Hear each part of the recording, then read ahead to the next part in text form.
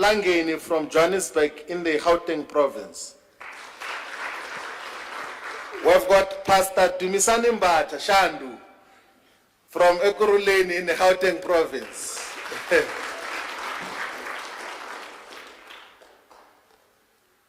We've got... Hey, yo, what's up? Back at you with another video. Just in case you are able to actually hear me and see me, I am right now testing out some hardware that I've been setting up for doing these lives and interacting with you. So I'm not sure if I'm live right now, and I don't want to disturb this Floyd video. So let me stand up, go get a phone. If you know me and you love me and you've been wondering where I've been trying to set up a whole bunch of equipment so that there can be a flow about how this gets done. So let's go. Let's see. What's that? Okay.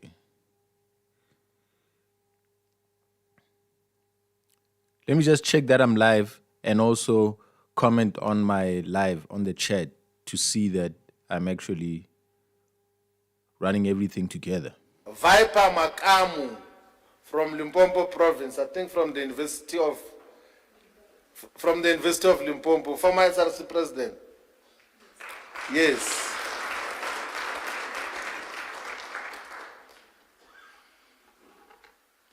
We've got Mzwake Mpulo from Gungundlovu in KwaZulu-Natal province.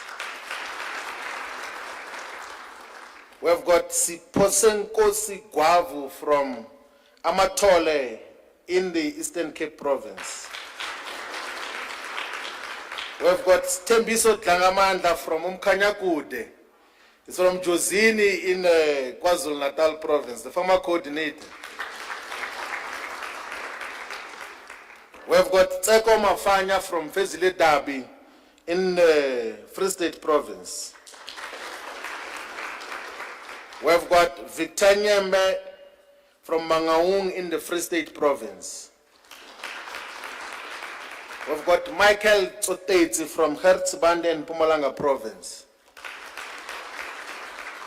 We've got Sam Zandamela from Hertzbande in Mpumalanga province. We've got Bishop Tulani Mkize from Ilembe in KwaZulu-Natal province. He says he's born and bred in Amaskran, but he's working full-time in Ilembe region now. We've got Alfred Skosana from Kangala. We've got Asonela Melapi from Buffalo City Metropolitan Municipality in the Eastern Cape province. We've got Dokazi Geledu from in Elundini in the Eastern Cape province. We've got Letters Mtombeni from Johannesburg in the Gauteng province. We've got Patricia Noyo Blankenberg from Cape Metro in the Western Cape province. We've got Tembile Craig Siwa from Cape Town Metro in the Western Cape province. We've got Precious Mtimnunye from Mpumalanga.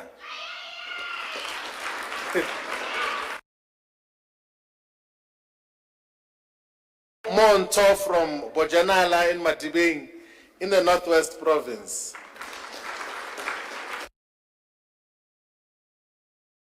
Akela from the Northwest province. We've got Lemuhang Mokote from John Taule Haitiwe region in the Northern Cape province.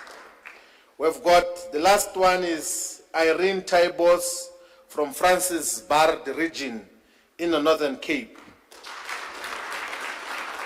Now, ladies and gentlemen, this is the leadership that is going to lead the process of national consultations to ask what is to be done in the political developments of South Africa. This collective is going to crisscross the whole of South Africa to listen to the people. And we are, as the leadership collective, open to additional skills and additional sectors and additional constituencies who would want to still participate in this process. Out of this leadership collective and those that we're going to interact with in different provinces and regions, we're going to constitute provincial consultation teams, regional consultation teams, which will make sure that there is not a single sub-region or municipality of the 257 in South Africa that are not visited before we take a decision about constituting a political movement for the future. When we had a briefing yesterday with some of the leaders that got to arrive yesterday, the principles which we said must guide all of us. Number one is that there must not be gatekeeping. No one of us must say those who will come and participate later in this process are mafikizolo. All of us, we must welcome people and respect them, whatever period they are convinced to participate in this particular process. The other principle that we established is that there is not going to be factionalism amongst ourselves here. And if there was factionalism in the organizations that you came from, don't cross with those factionalist tendencies to this side of the organization. So if in a province of Mpumalanga, for instance, you belonged to one of the three components, if you are all this side now, we are together this side, there is no this one or the other one. We're going to work together. And all of us, in terms of how we conduct our work, we should conduct our work with humility, and we should listen to the people. We all agreed that listening is possibly one of the most potent instruments of persuasion. In addition to the identified leaders who are going to guide this process, we also are going to identify and establish a council of elders, which will be elders and people who will be taken from different sectors in the whole of South Africa. So in the work that we do, once we have consolidated the report, we will then go and submit such a report to the Council of Elders. And the entire process, once we have processed the report qualitatively and quantitatively, we are going to then call a national convention or a national conference which is going to formalize the outcomes of the consultation process. If the outcomes of the consultation process is that we must launch a political party or movement, the national convention is going to do exactly that. And then we will then prepare, if the mandate is that we must contest the 2026 local government elections and the 2029 general elections, we are going to do so and win those elections decisively. But all of that is dependent on the work that we're going to do in different communities. The people of South Africa, all of you are called upon with humility from all of us to be tolerant with the process that we're engaged in and make meaningful contributions, shape a movement if it's a movement that we are going to pursue. Give content and character to how we will deal with everything else that we have to deal with. Let us move away from organizations that are nothing but personal fiefdoms. Let us move away from organizations that are nothing, constitute national movements that are representative of all our people, that are honest, that are transparent, that will inspire hope. All of us, the reason why we said we must consult is because we think that the organizations that are supposed to be the fighting instruments on behalf of the oppressed masses of our people are not adequate enough to could fight the battles ahead. We don't have confidence in the ANC. We don't have confidence in the MK. We don't have confidence in the EFF. And those are the three biggest black organizations.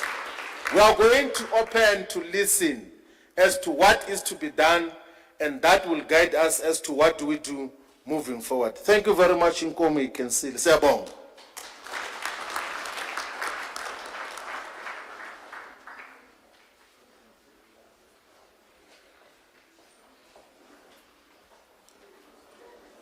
Siyabulela National Convener sisamkela onke amalungu azawulungisa. Their live stream is African stuck. people have spoken and we have listened. As you see that every province, every region is represented here. 70 years ago, i-Freedom Charter yayisithi into yokokuba people shall govern. So simamele ke sathi into yokokuba izawubuya le Africa abantu bathi into ba mayibuye. Sizawuthatha i-questions ngoku. So I'm just going to ask for hands. I'm going to start on this side. I'm going to take 5 hands from this side. Okay, number 1, 2, 3, 4.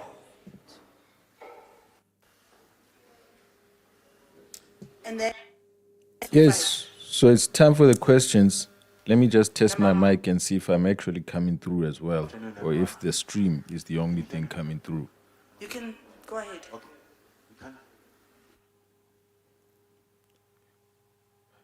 Good afternoon, everyone. Tabi Sokoba from Eyewitness News.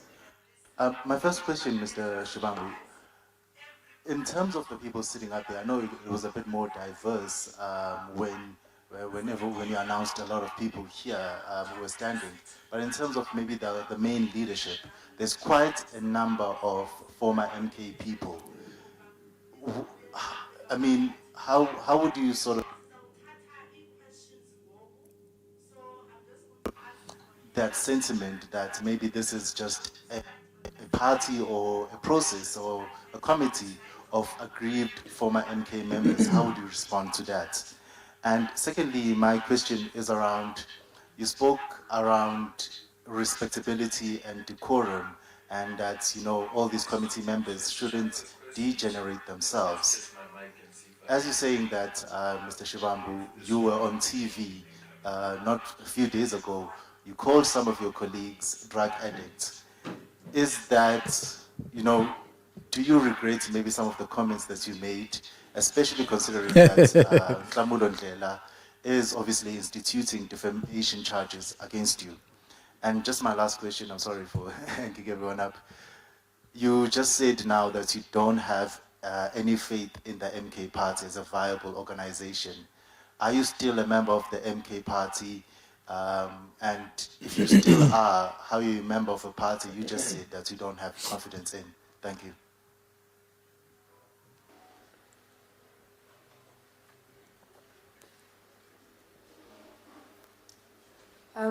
Greetings, it's Kopano with MDN TV.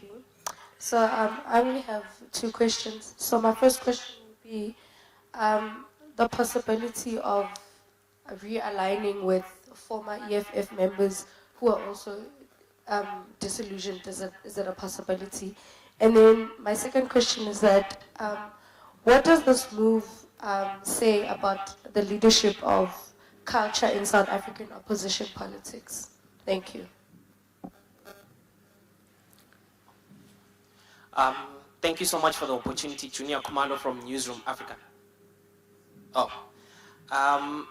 Mr. Shivambu, there are a few months to go to the local government elections. So should there be a decision by South Africans after this consultative process for you to form a political party and contest in those elections, do you believe that you have enough time to contest and win the elections as you've already alluded to up there?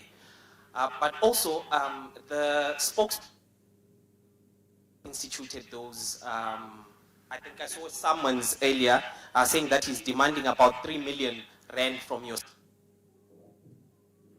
That's hectic. Would you be apologizing for those sentiments? Because we saw him also releasing that drug that he underwent to try and prove that he's not a drug addict. And also, I see up front there, Pastor Zondo, that part of the reason why you were basically removed from your position as secretary of the MK party was because of that visit to Malawi. This is what the party, the MK party, had cited. But when it comes to the pastor up there, I might be wrong, but I think there are allegations that are still against him. So your association with him again, does that not then mar team, this Mayibuye consultative team that you've put so much? Good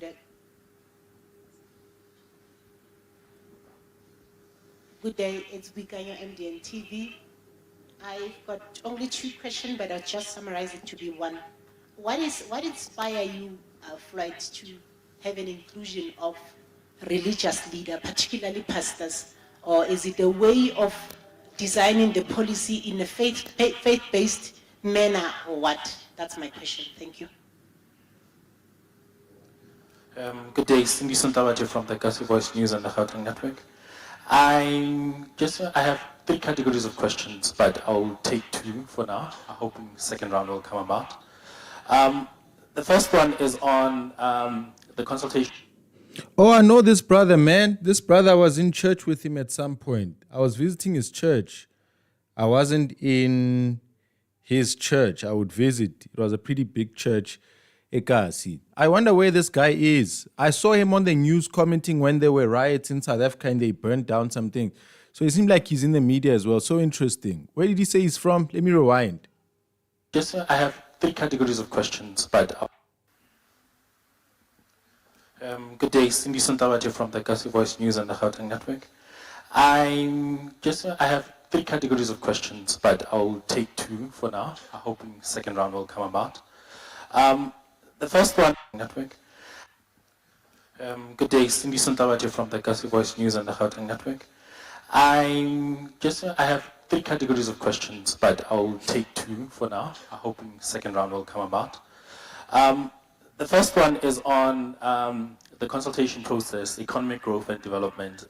What specific policies would you implement to stimulate the economy growth and create jobs in South Africa? As one of the things that South Africans in a poll that we did felt that this question is something that should be answered maybe in going forward. And then another one is that in terms of the policies that you are going to be developing, how are they going to address what you just highlighted now, the poverty levels, looking at South Africa being dependent so much on... On what?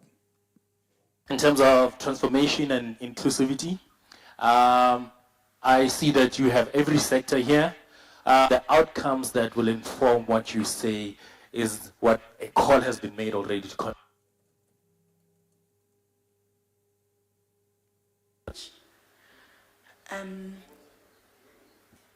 After this, thank you.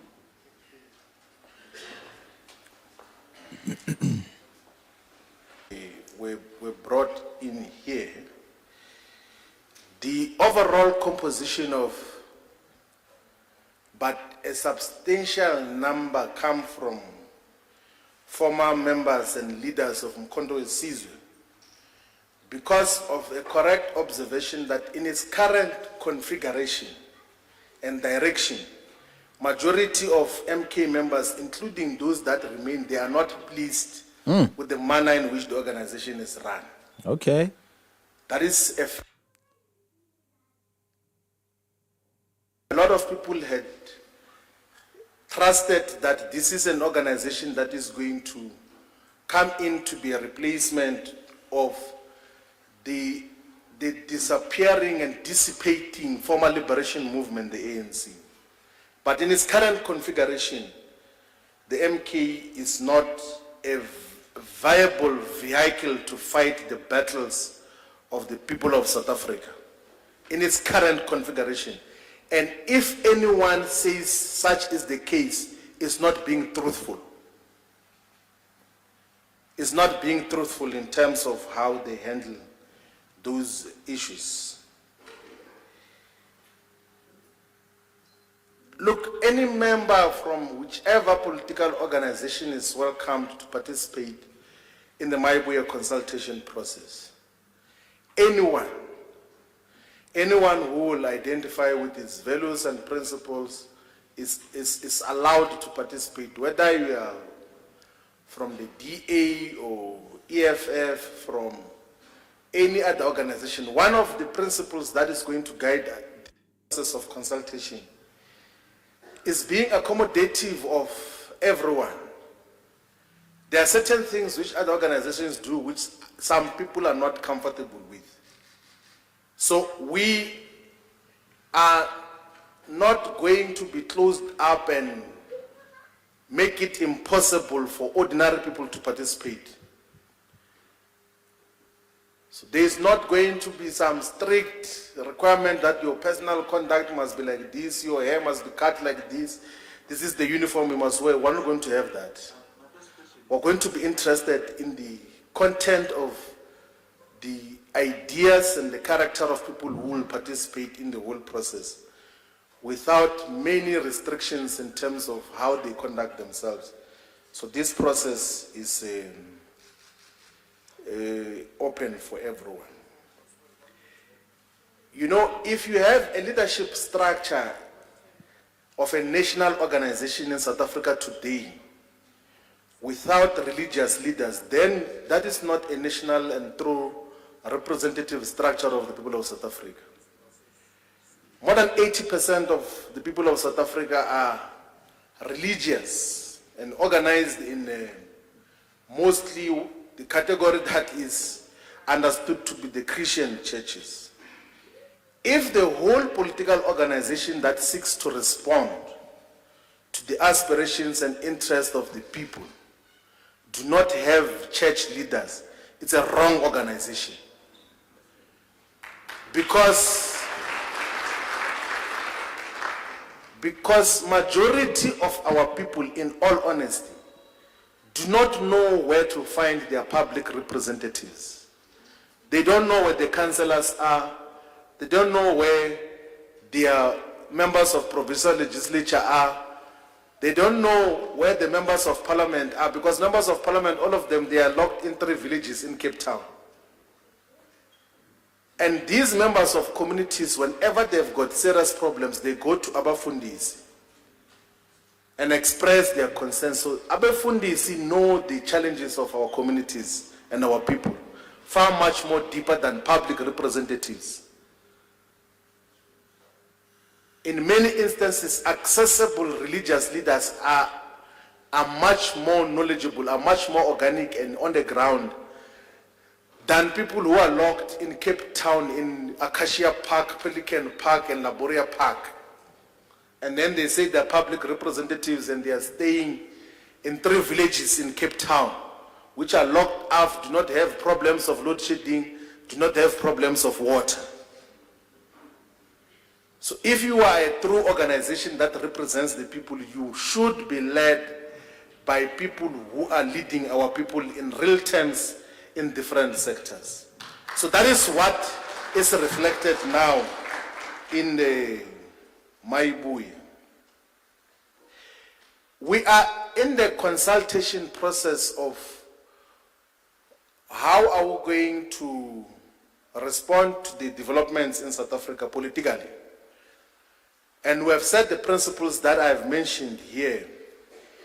We can speak until tomorrow about economic policies and what we should do. But let's allow the people of South Africa to contribute to the economic policy outlook of the Mayibuye consultation process. Let the people of South Africa say that we think that you must pursue the following priorities, and this is how we should pursue them. When we come back to the National Convention, after having reported to the Council of Elders, after having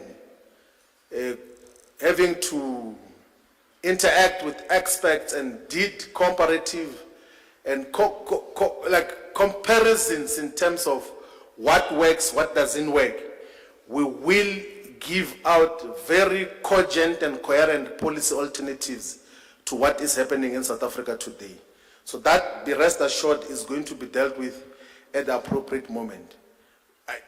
Personally, I've got lots of views, but we can't abuse this space to want to just express personal views when we are in a consultation process, particularly in relation to the detail. And that doesn't mean none whatsoever that we do not have economic thoughts.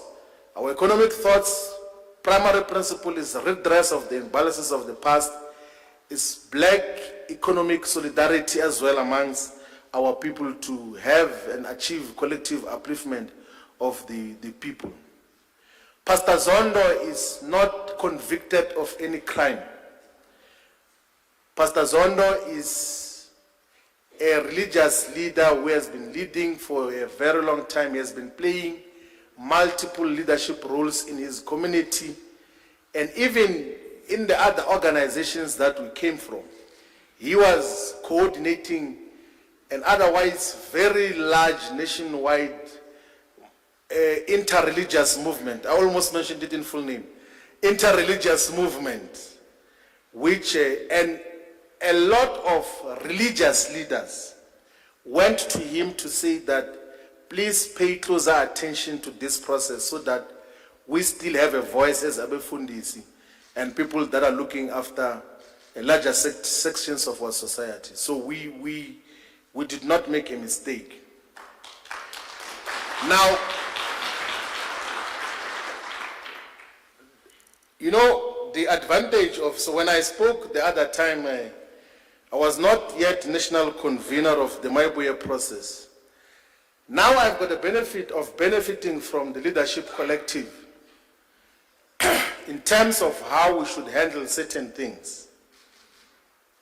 And part of the guidance which I agreed with is that I must unconditionally retract the statements about drug use of Ntamulo Ndlela, unconditionally. But,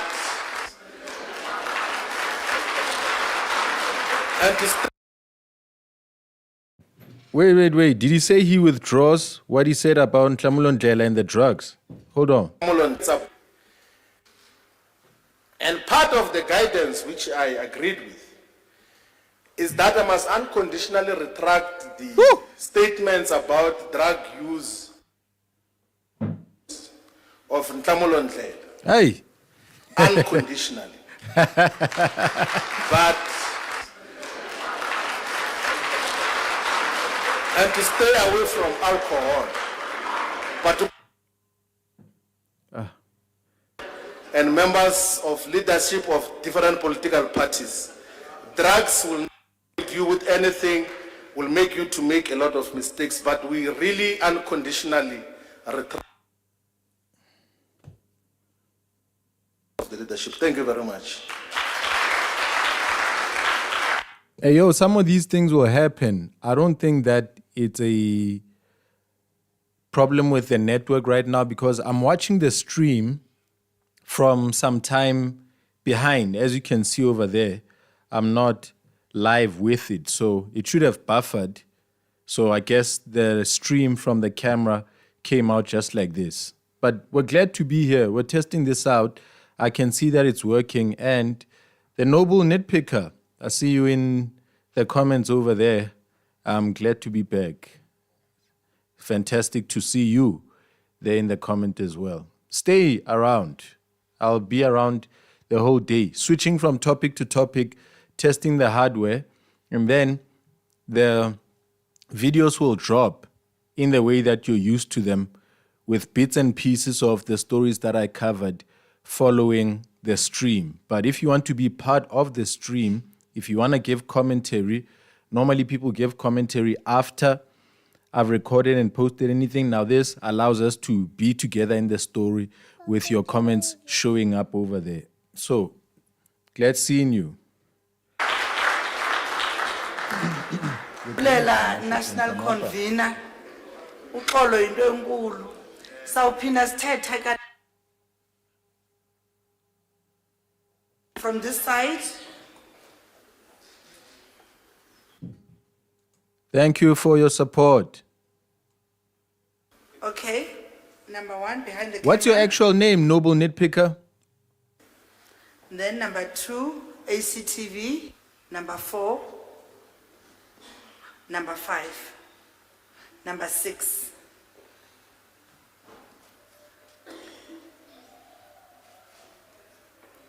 Makaqala number 1.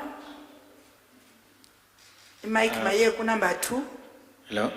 Thank you. Good morning, everybody, or afternoon. This is Omi from Limpopo Podcast. Thank you for this opportunity. I just wanted to ask my leader there, Floyd Shivambu. There was a video of you saying that you were in a political party whereby you were not given a chance to speak. So finally now, are you happy that you've got the driving seat?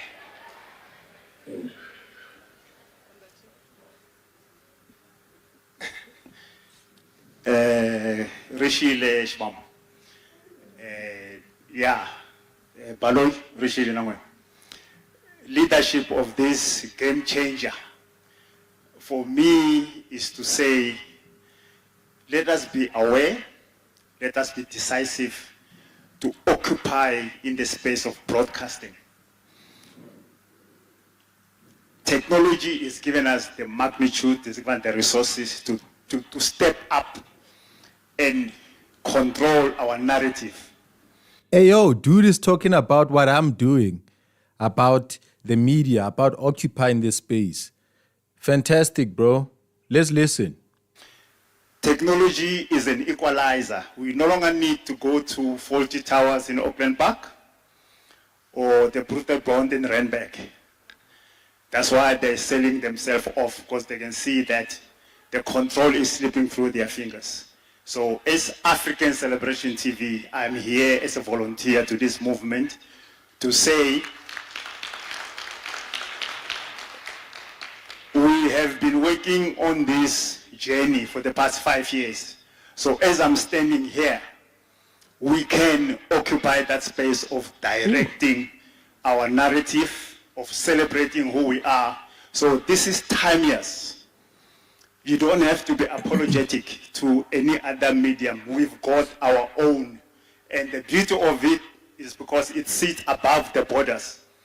So anybody in Abuja, somebody in Kigali, somebody in wherever else, there's a platform for us moving forward. So Bengisimina, congratulations. Kanimambo, Shibambu.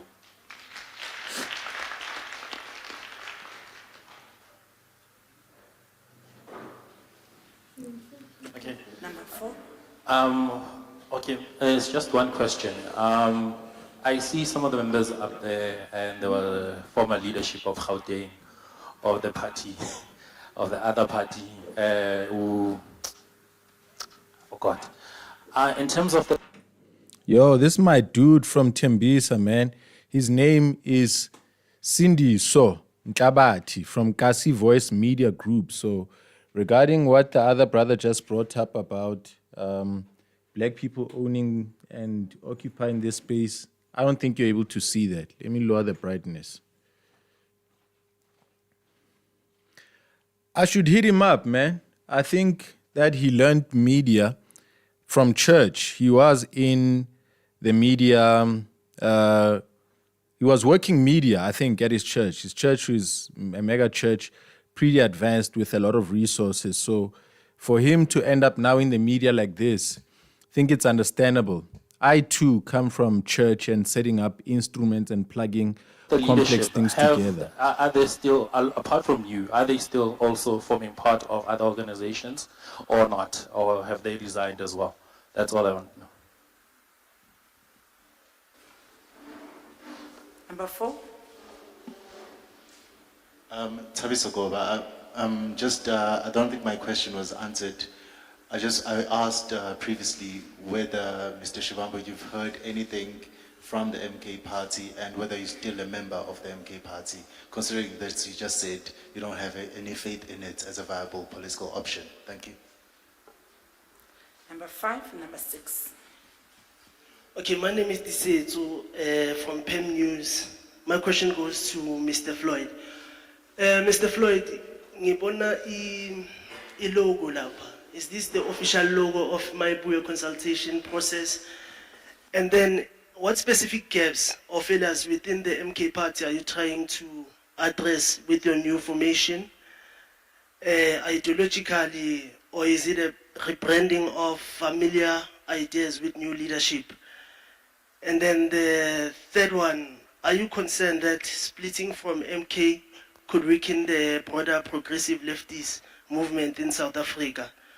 Do you anticipate any legal or disciplinary action from the MK party since while you are doing this and you are still a member of the MKP? Thank you. And then number 6, the lady there by the corner.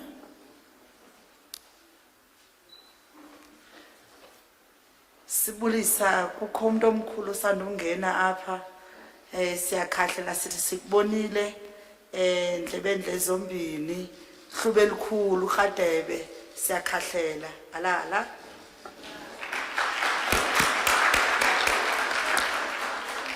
Can we proceed to number 6, the question? Thank you. Thank you so much. I think my question were not answered. It's Bikanyo MDN TV.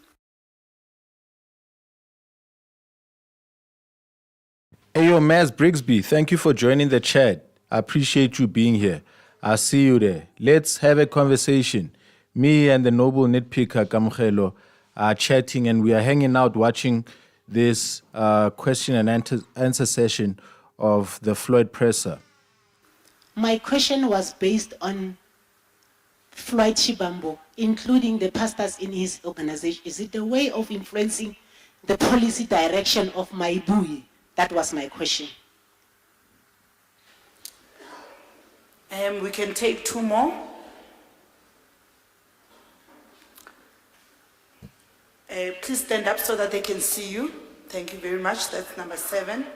Can you please take the mic to number 7 and then number 8?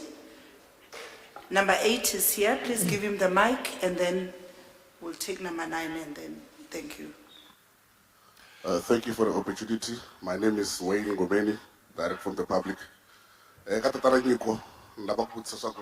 Are you aware of the movement that is happening on TikTok trying to tarnish your name and people that are saying they will come to join and destroy this party or the movement, as they say from the TikTok and all the other social media platforms? Just to ask that, are you aware of that?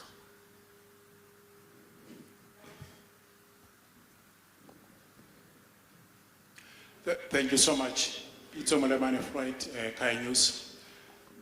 Floyd, what is your relationship with the former president now, Jacob Zuma?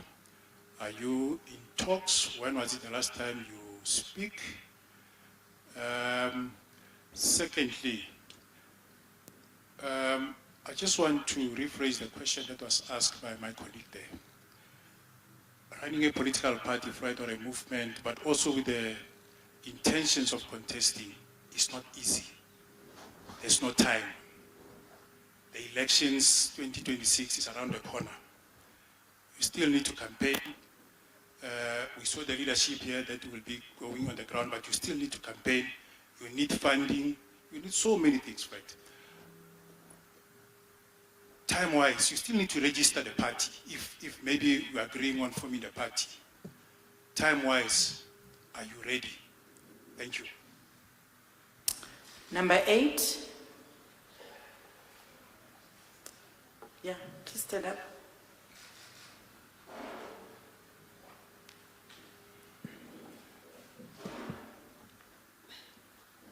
Mr. Shivambu, Doreen Mukhulu here from Scholar Africa. Mr. Shivambu, you mentioned that of the members are from some of the consultation process are from the MK. Some of their challenges were not addressed.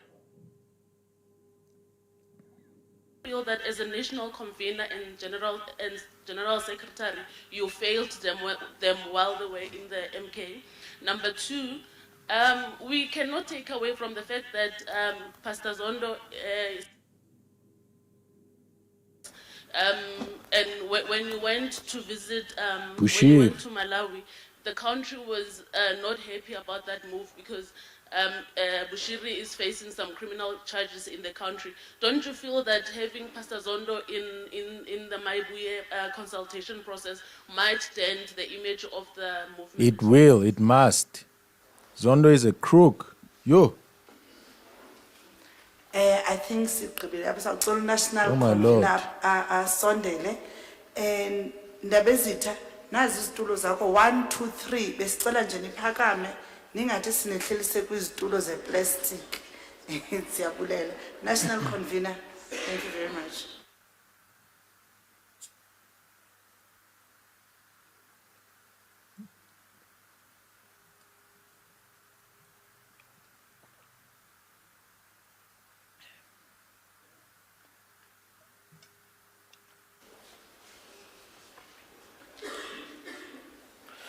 No, thank you very much. We want to acknowledge the presence of Ndabezitha Mthimkhulu, who has joined us here.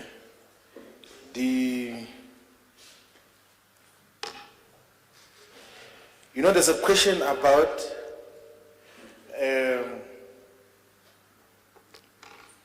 cult and whether we about to speak. So you see, there's a video which is circulated on. When I was in the EFF, I was asked on 2 different occasions by J.J. Taban if the EFF is a cult organization, because a lot of people were observing from outside. And of course, as a deputy president at that time, I said there's no cult. And then they were democratic. But what is very interesting is that J.J. Taban offers PR services to the EFF. So, in his private capacity, he's a PR consultant, and then as a journalist, he asks you if there's a cult so that he can clean up the... JJ. And then I began used as part of the PR paid work as well, on different platforms. That is what we were dealing with. And thank you to ACTV that we should optimally utilize the broadcast.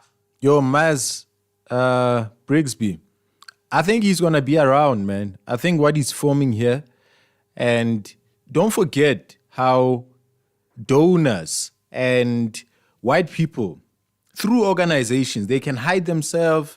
You heard how he said that they are open to having members and also organizations from the outside.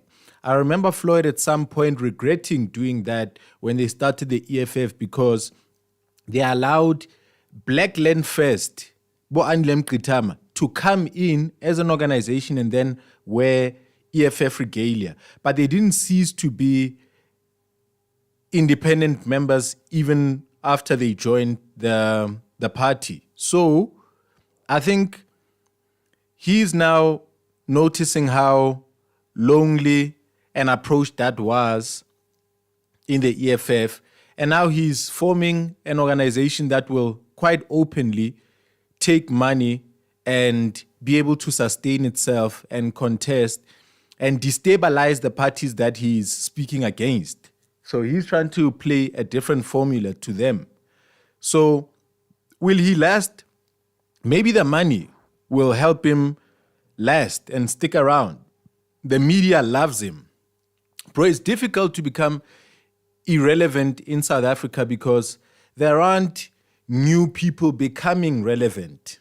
You see, people go on to become icons, idols, legends. There's no recycling bin. Who have you seen, bruh, appearing and then just disappearing? Well, except for one-hit wonders, actors, people mainly in the media space. Floyd is not in the media. His relevance is not TV. His relevance is being able to have money, being able to contest elections, and being able to have like one seat, like Musi Maimane did. Look at how Musi Maimane has not actually fallen off. He's there thanks to private money that has allowed him as an individual to stand up again and remain in that parliament doing those kind of things. Otherwise, Musi would have been also doing podcasts and working for a white radio station. But the white man was like, yo, you go back. There's not another Musi Maimane alternative. There's not another liberal black voice out here. You're married to a white woman, so we know that you are with us and stuck with us. So here's some money. At least you're not speaking radicalism. At least from time to time when we need you, we can make you speak against the radicals.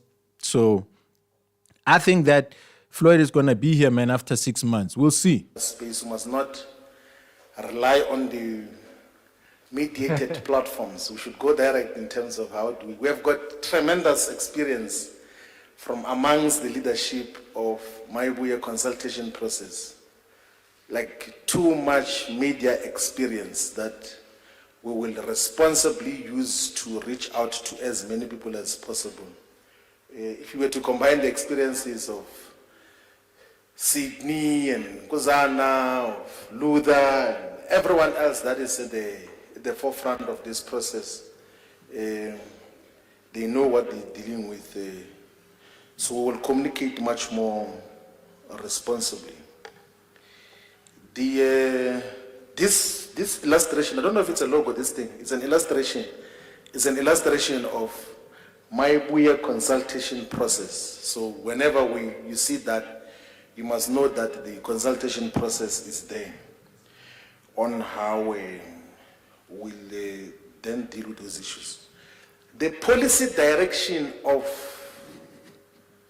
Mayibuye, if it constitutes itself into a political party, will be guided by all the people of South Africa. All. Yes. So this consultation will shape our policy perspective and approach. It's not just going to be the pastors, everyone we're going to listen to. We're going to listen to all sectors of society to shape the perspective of the organization. There can be attempts on TikTok and Facebook to try to speak bad about us, but it won't go anywhere because I said in the last press conference that I never ever have sleepless nights because there is nothing I do in private which I cannot own up in public. Nothing. There is nothing, there's absolutely nothing. Everything else that I do, including personal relations, including attempts to do business, it's something which if I'm asked publicly, I'm able to own up to fully. I don't have secrets. And not that I go around disclosing people's issues, but there's nothing that I'm hiding from anyone in terms of the issues that we're dealing with. So if people want to go and say whatever they want to say, let them do that. Like, I think I'm part of a generation as well which got to be pioneer in terms of the relationship between political parties and social media. Like, at some stage, we were possibly the only political organization in formation when I was a national spokesperson of the ANC Youth League, which had social media platforms, only political component in South Africa. When Twitter was still at its early stages and Facebook was still at early stages, to the extent that even the leadership at that time was not comfortable with our role in the communications department using social media as part of political communication. To the extent that at some stage one person said, yeah, we must close down this Twitter, the whole of South Africa. So from that point of view, like, and when we started the EFF, I was responsible for social media of the EFF alone. And people were saying that this social media of EFF is powerful. All those accounts, including of the leader, it's my account.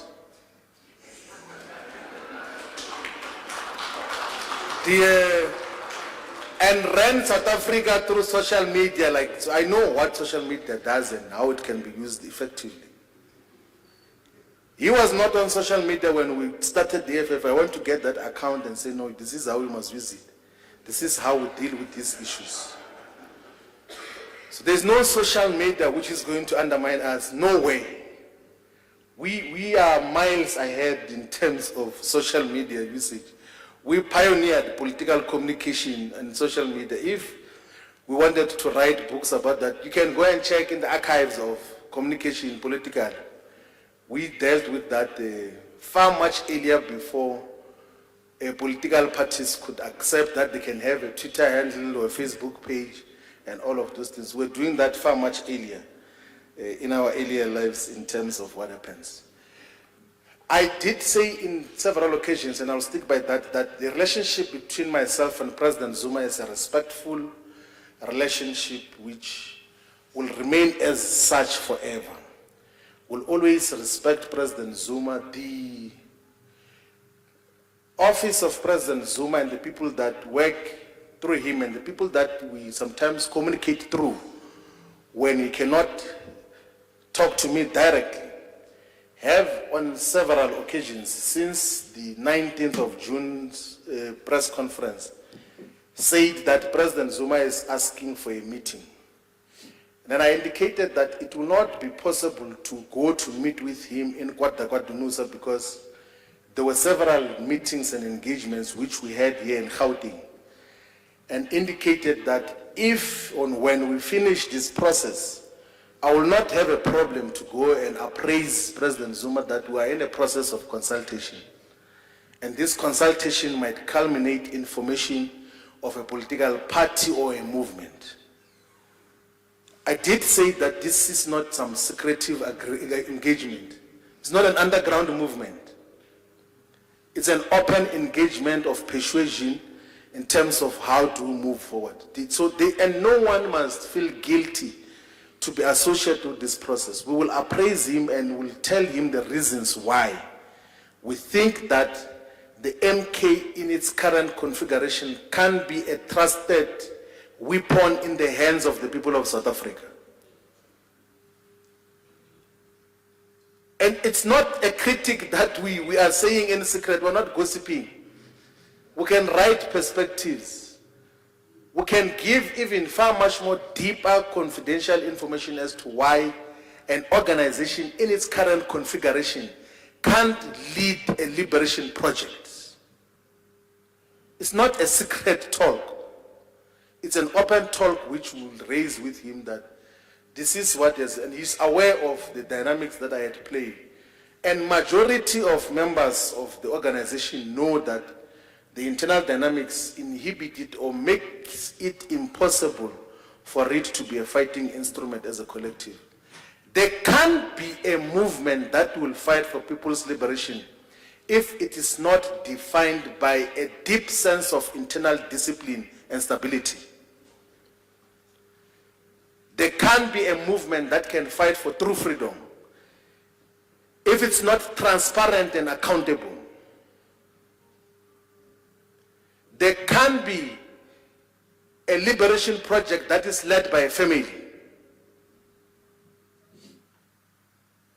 There can be a democratic liberation project that is not a unitary formation with democratic centralism. Never.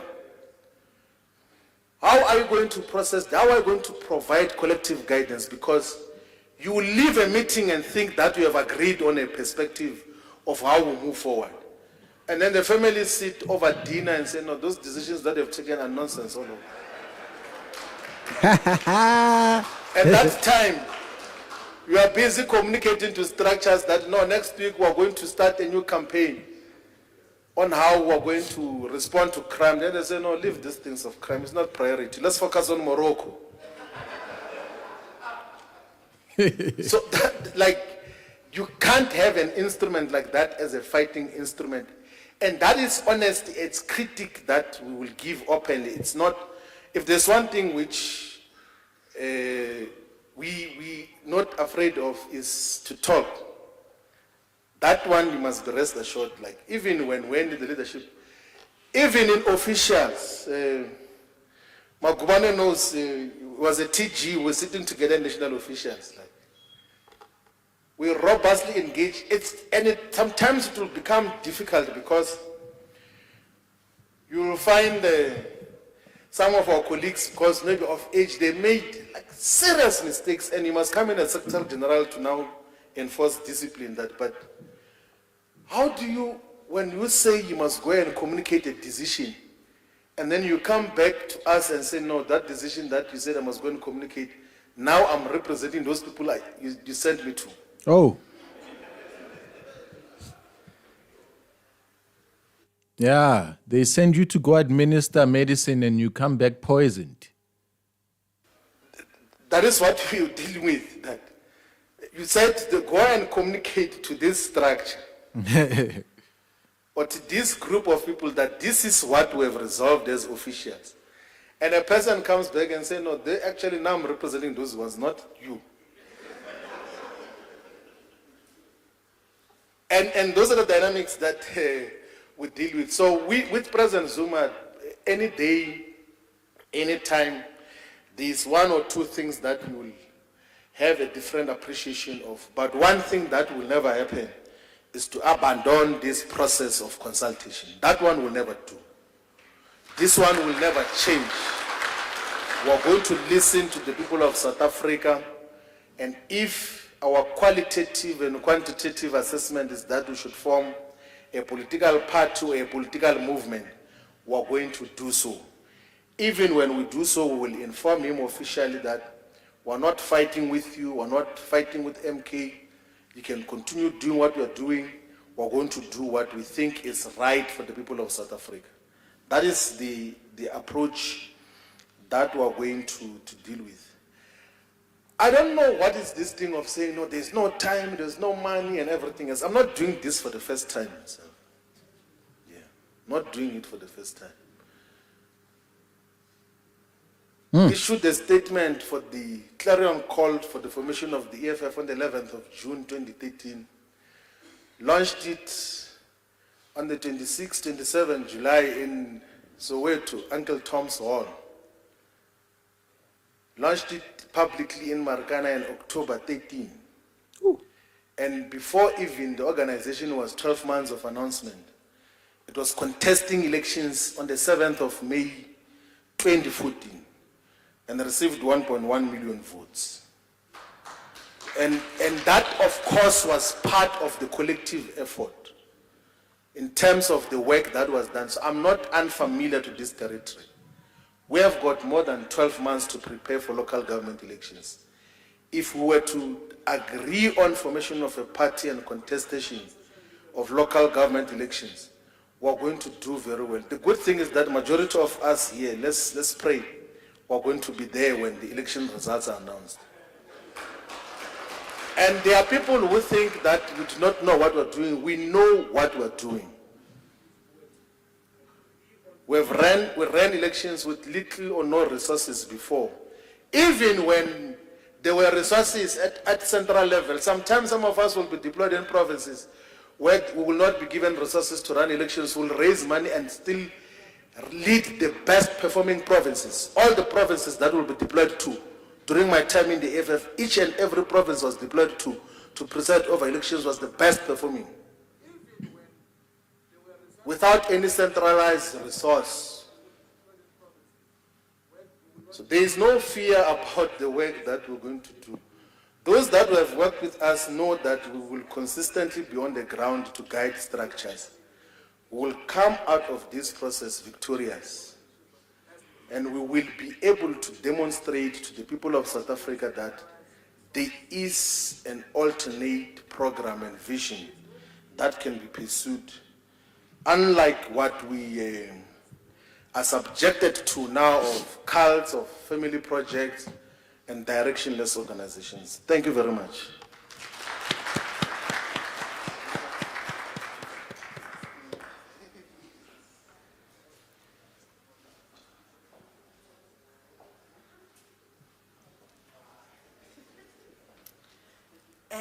Ria leboha. Yo, say what? Maz Brigsby. Jacob Zuma will definitely suppress any political party that emerges as an opposition to the MK party. His reputation is seriously wrecked, and him backbiting the EFF will not help his cause. Well, there'll be mudslinging, of course, but I think Floyd may be able to navigate away from these initial squabbles. You know what I'm saying? You see how he withdrew what he said about Nhlamulo Ndlela? I think he will contain himself now going forward. I think Nhlamulo also appreciated being given that kind of attention. You know, people out here are attention seekers. So maybe they've both enjoyed this threat to sue him. I mean, he could have gone on with it, but of course, you need to ask somebody to apologize before you can just outright take their money away. To show that to the court, to show that you're not trying to be greedy. You're not just trying to drag anybody who snarks at you or talks mean to you. You just run to the principal. So you got to say, hey, yo, I'm offended by what you're saying. That's how you get restraining order against somebody who is also pesky in your life. I've had to do that with a couple of people, you know. So containment is something that he will practice, and I think the MK party will also back off him because he's got a very big mouth. Now that they are seeing him being orderly like this and receiving support, you know, when you attack a party, bro, and especially a brand new one, you'll have to now keep attacking Floyd, and he's flip-flopping. He's been a member of 3 parties, I think, within the last 300 days. You know, 3 parties in 1 year. So we will see where all of this ends up. But I think people will have to just let him go. He will come with ideas. He will attempt some new things. Look at how he calls a press conference and people show up. That is what is the backbone allowing these people to remain relevant. I mean, I myself, now that I'm able to live stream like this, see, I'm streaming somebody else's stream. I've got broadcast cameras, so I can take my camera off the tripod there, head over to the venue, you know, and have my cameras among them, have one of my mics sit on there, and I'll be streaming this for you. Wherever he calls, I will go. So he's here, man.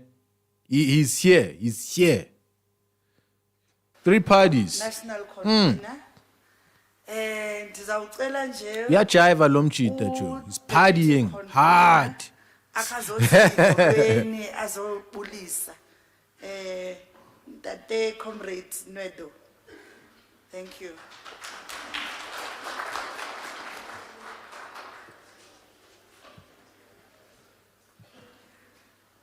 Mandla, Mandla, Mayibuye, Mayibuye, Africa, Viva Mausa, Viva, Viva Mausa, Viva. Thank you very much, leadership of Mayibuye consultation. Greetings to the media house. Greetings to the viewers at home. Greetings to the leadership of Mausa present here. My name is Robert Ngwedo. I am the newly appointed National Deputy Convener of Mayibuye consultation process. Equally so, I'm also the President of Mausa. As Mausa, actually, we are very much happy and willing to be part and parcel of this Mayibuye process, simply because Mayibuye represent the most precarious people in our country, the most vulnerable sector, the sectors that is called EPWP, more particularly community work program, CWP. Mausa have been fighting for these poorest people in our country for several years now.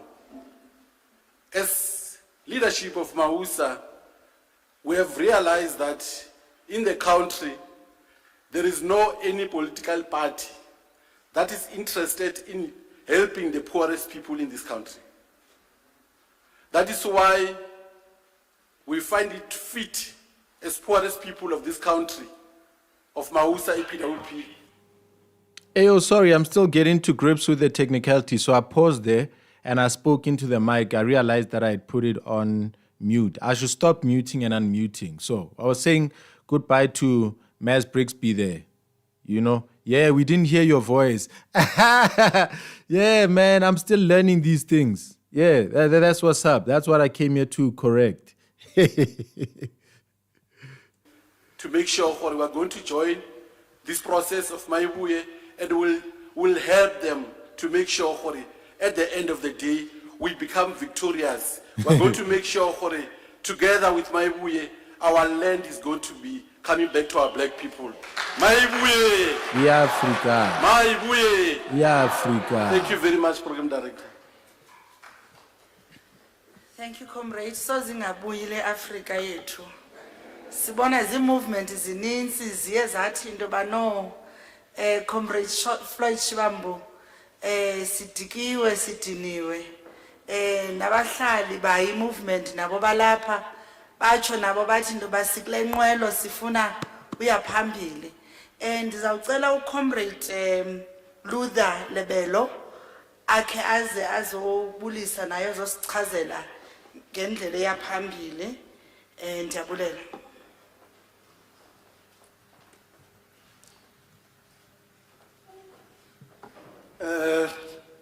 Thank you very much, Program Director. Mine is to do the announcement on the way forward from here. But I was asking the national convener what will happen if the people of South Africa says we must form a church. And he said, no, he'll be the bishop. We can take other positions below. That being said, thank you very much. Of course, part of what we are forming from the beginning is a process that involves everyone. And part of a process that involves everyone, it means this leadership that is here has got a responsibility to communicate the work and the processes we are going through. So we just want to say to the media that all the leadership that is here is ready and willing and capable to answer all your questions. So all the interviews that are going to take place, whether one-on-one, on radios, on TV, will be taken by the leadership here. Please use the same contacts that you're invited with, the number of Comrade Mpumi and Comrade Nolubalelo to make those invitations. But all we are saying is that we'll be sending all the leadership here so that we don't have the thing that, what do you call it, Brenda, and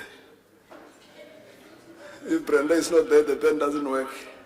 So we want to start now that the band will work whether Brenda is there or not.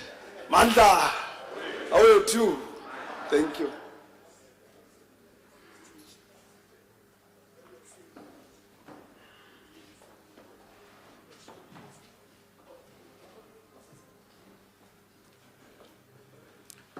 Ma-Afrika mahle bezitshilo sathi sibiziwe zii-kingdoms sabizwa zii-traditional leaders.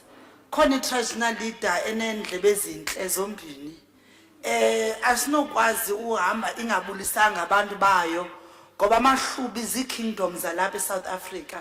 Sizamcela uNdabezitha Akhaphakame azobulisa nje. Ndingumfazi ke mina ke kuthiwa abafazi abakhahleli kodwa sizamcela kha sondele ngaphambili emva Alright, cool. If you're joining me, I'm streaming from today. Like I'll be sitting here all day doing this, covering the stories as they arrive. So we just had Floyd's press conference over there, and we'll be moving on. You'll get used to this as time goes and understand how I do it. Who's with me? What would you like to see? What should we watch out here? Should we... Kamogelo, stages abduction with friends? Evan, who is that? So let's check that out. What's happening? There's somebody out here who has staged an abduction, and we are checking Slick Talk on that. What's good, YouTube? This is Slick Talk, and I'm back with another video. Like I promised, consistent content. That's the goal. Consistent content. Giving my people what they want. So I'm going to be reacting to this video. Gotta come here, earn that money, Slick Talk. Yeah, man. Gotta come here with a format, bro. I saw you doing YouTube and getting it right. I don't appreciate a lot of your content. I've grown a bit older than it. Plus, I grew up in the whole American culture from early on, so I understand what groove and mood you are on. And I've kind of grown out of being inauthentic, being all American and whatever. It still forms quite a lot of my character. I went to a white school, had friends from rich backgrounds, so the bouginess and the regard for myself in higher places is there.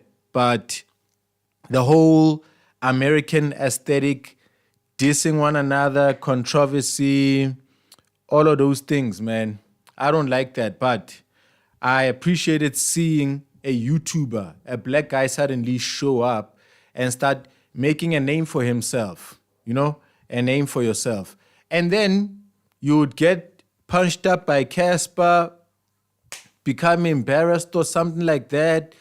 Every time you drop a video, I'm sure you felt kind of, not really fully confident to speak as a man, because we saw you get beat up by another man. You understand? We saw your body and how you looked. So that probably ate up on your confidence. And you decided to go slim down, come back. Your name now should probably be Slim Talk. Yeah. And so you are back now, and you're having to find some consistency on YouTube to make that money. I know how you feel and how you live, and I think even the software that you're using to do these videos is probably OBS. So you're sitting there, you're an OBS dude.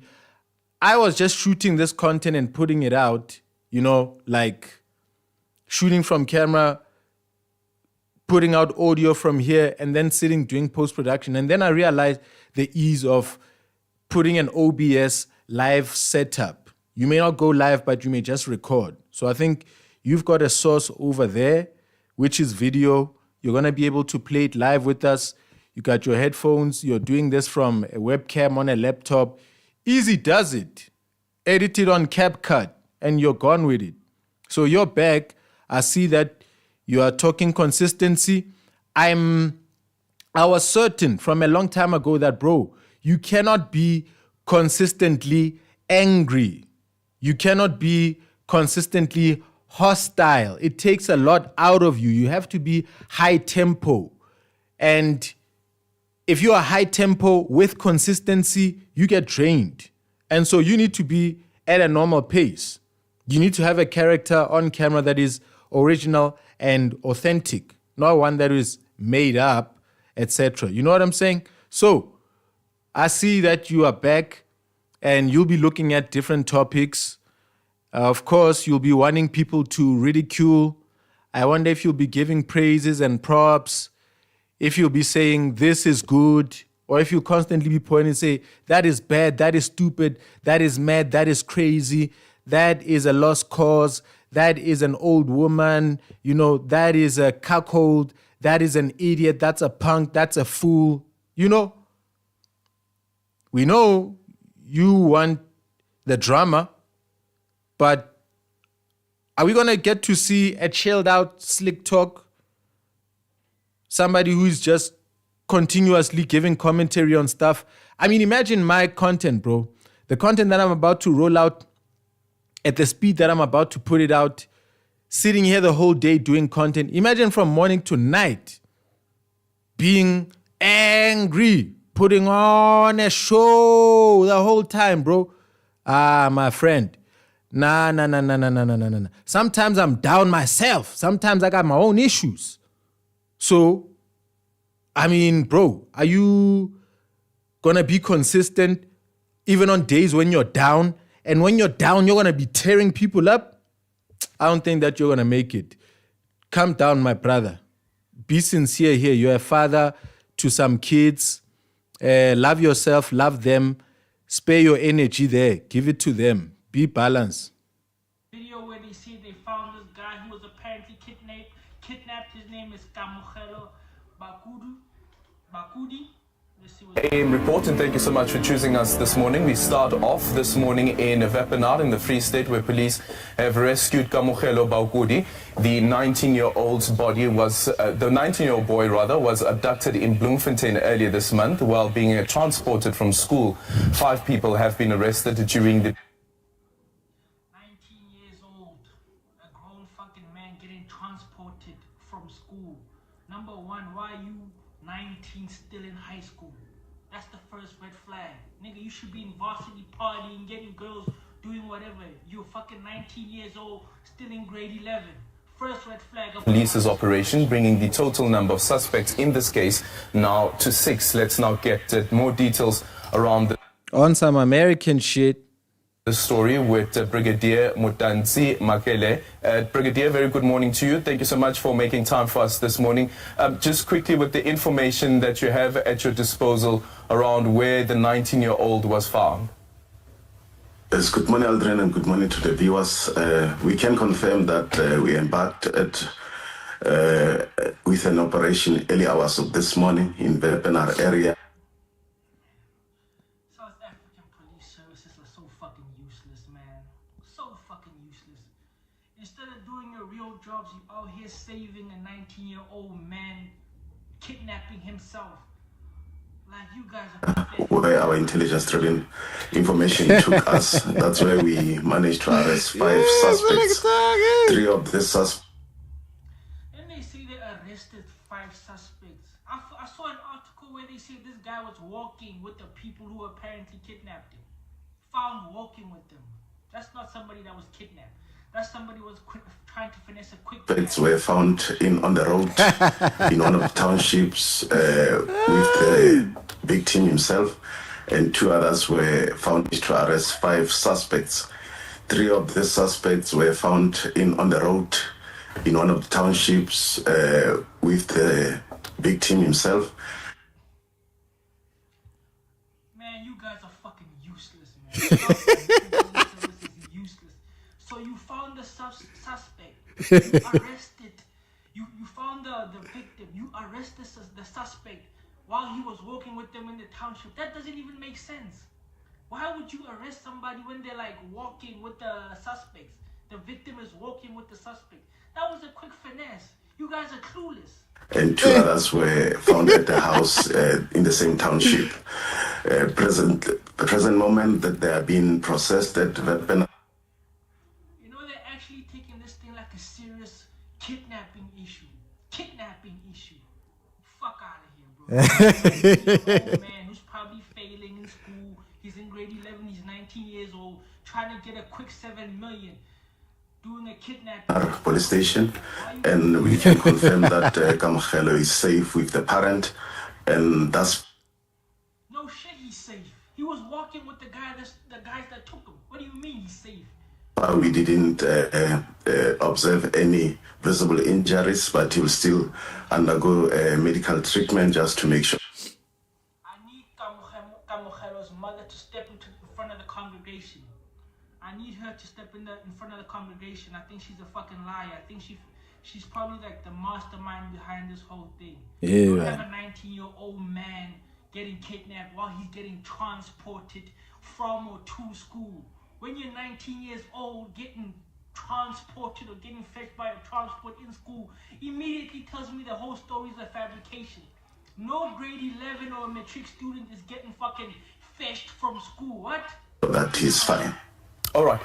And tell us about, you say that he was found with, I think, 3 of the suspects. Were they in the car? Is it known where they were driving to?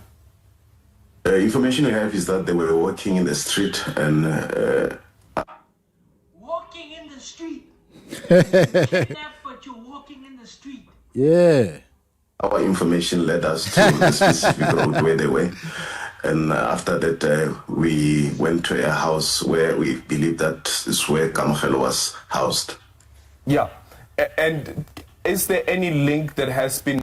You know movie critics, you know restaurant critics, you know people who have blogs, and connoisseurs and experts go to them for some expertise. And the person, of course, has to carry a skeptical personality. You know, they have to be inspecting and discerning, and they have to be difficult to please because they represent the highest of tastes. So Slick Talk is going to be giving criticism in his commentary. It seems like he's a critic. His content now is critique. You see? That's understandable. That's okay. That's fine. I'm just really trying to see and understand how is he going to become consistent? Is he going to be finding a celebrity every day? Is he going to be finding good things that are happening in South Africa to speak on? Is he going to be giving some guidance? Will he be correcting certain wrongs? Or will he be talking things and people down? I plan to see his evolution and who he fully is. Now established between the 5 as well as the police officer. Do they know each other? Does your fucking academy police investigation whatnot tell you that? Do they do the research? Are they friends? Are they acquaintances? Are they 42. Hey man, this is hella interesting, bruh. Like, I could see through Slick Talk. I could hear the guy. Me being a camera person, being a media person, you know, knowing how people are nervous before getting on camera, that's me. Knowing how people prepare themselves, knowing how you get on with a plan. You see a story on social media, and then you're like, I'm going to talk about this. Let me get myself ready. I'm shooting, I'm dropping. There'll be a flood of comments. South Africa is waiting for this. So I could always understand that, nah, man, in the background, Slick Talk operates like this. He wakes up in the morning and he looks for a story like a journalist. And then he has to place the camera over there and he has to remember his greeting. Hey, what's good, YouTube? It's Slick Talk back with another video. And then he rolls in. You understand? So people may be seeing content coming out like it's live. The person is just like this, you know. He was, you know, just chilling and then he decided to pick up his phone and give us a piece of his opinion. And, you know, his content ends rather abruptly. It was looking very rough cut, like it's not even content. But I always knew that, nah, man, this is content. This guy had to go to SARS. He had to go and get some text numbers and put them inside YouTube, pick his country, go through a whole bunch of things so that, you know, everything may go well. And so I understand being a content creator. And now he's looking completely like one. You know? He's looking, you're Noble Nitpicker. You're not familiar with Slick Talk at all? Oh my goodness. So Slick Talk had this format of content where you'd have like a roast, a portion of a script where he really roasts a person. where it goes in, and then he ends the content. But he couldn't sustain it. Now he's doing like sit down proper, get a laptop, download a video. Hi, what's up, guys? Welcome to my YouTube channel. This is the content I'm going to be talking about. I'm also going to be consistent. 1, 2, 3, 4, 5. So good to see the person in him that I always saw just coming out to the front here. 2-year-old who has appeared in court with regards to Kamogelo's disappearance and kidnapping. Presently, as you'll realize, it's just hours after the arrest. The team is busy interrogating the suspects, and we anticipate out of the results of the This is a guy that just decided to go to his friends for a couple of weeks. The fact that you're making this whole thing an issue is... interrogation. Will By the way, like, what happened to the Kwekwe case? Silence on that. Did the principal get an apology? Did the investigation come to a conclusion? Yeah, Slick Talk. Talk about Kwekwe, bruh. Yeah, come speak to relevant issues, things that are painful. You know, come talk about justice. Come talk about fairness. Come and talk about racism. Come and talk about equality. You know, come and talk about political leaders. Come and talk about corruption. Come and talk about immorality. Come and talk about the crime in South Africa. Come and talk about stupidity and the need for education. Come and be a big brother, my brother. Use your voice. Don't let the devil take you. I'm happy to see that this is who you are becoming. You have to. You're becoming old, my brother. We are all becoming old out here, man. I'm 35. What do you mean? How old are you? Uncomfortable conversations? Are we going to have that chat?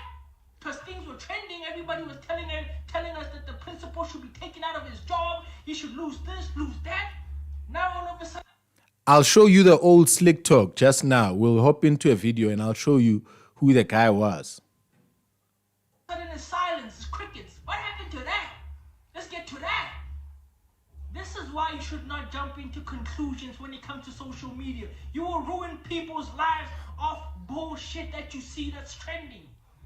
The principal never got an apology.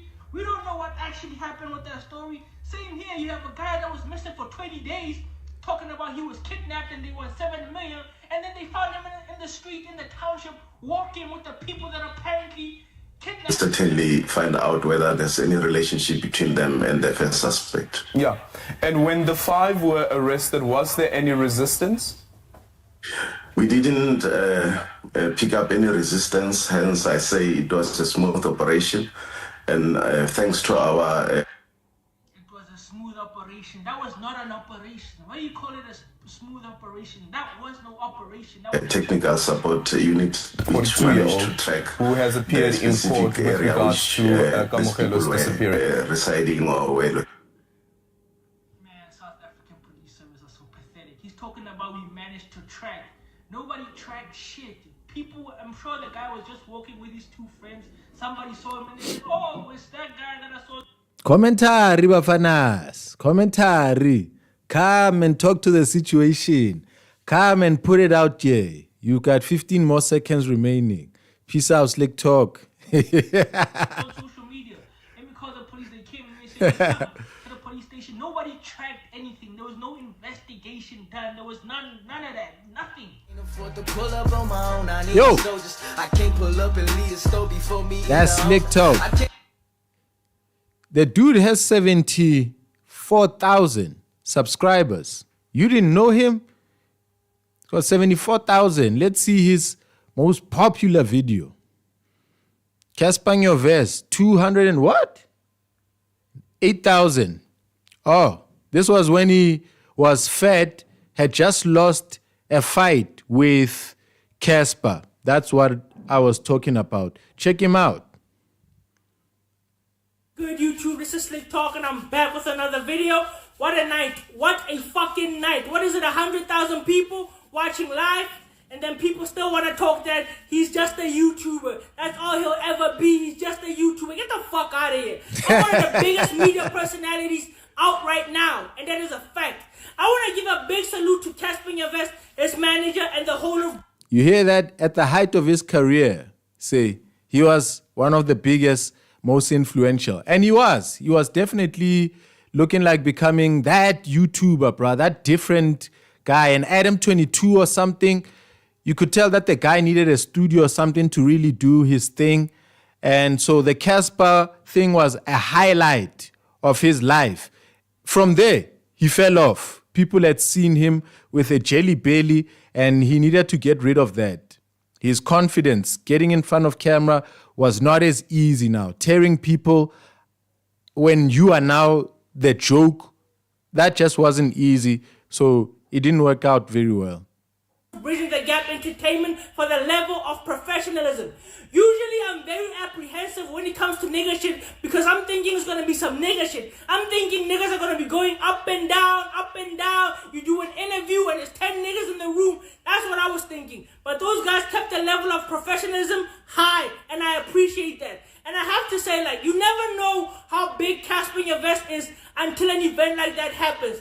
I've been doing my videos for over 2 years. I've trended multiple times. But that was the first time ever that after an event like that I'm getting calls from people that I thought were dead. I'm getting calls from niggas that I thought were dead because of Casper Nyavest. That's how big this nigga is, and I have to say I respect him for that. In terms of the fight, I told myself one thing. I don't care if this nigga beats me to a pulp. When I leave that ring, I'm gonna have his respect. And when he looked in my eye, he saw somebody that was prepared to die in that ring.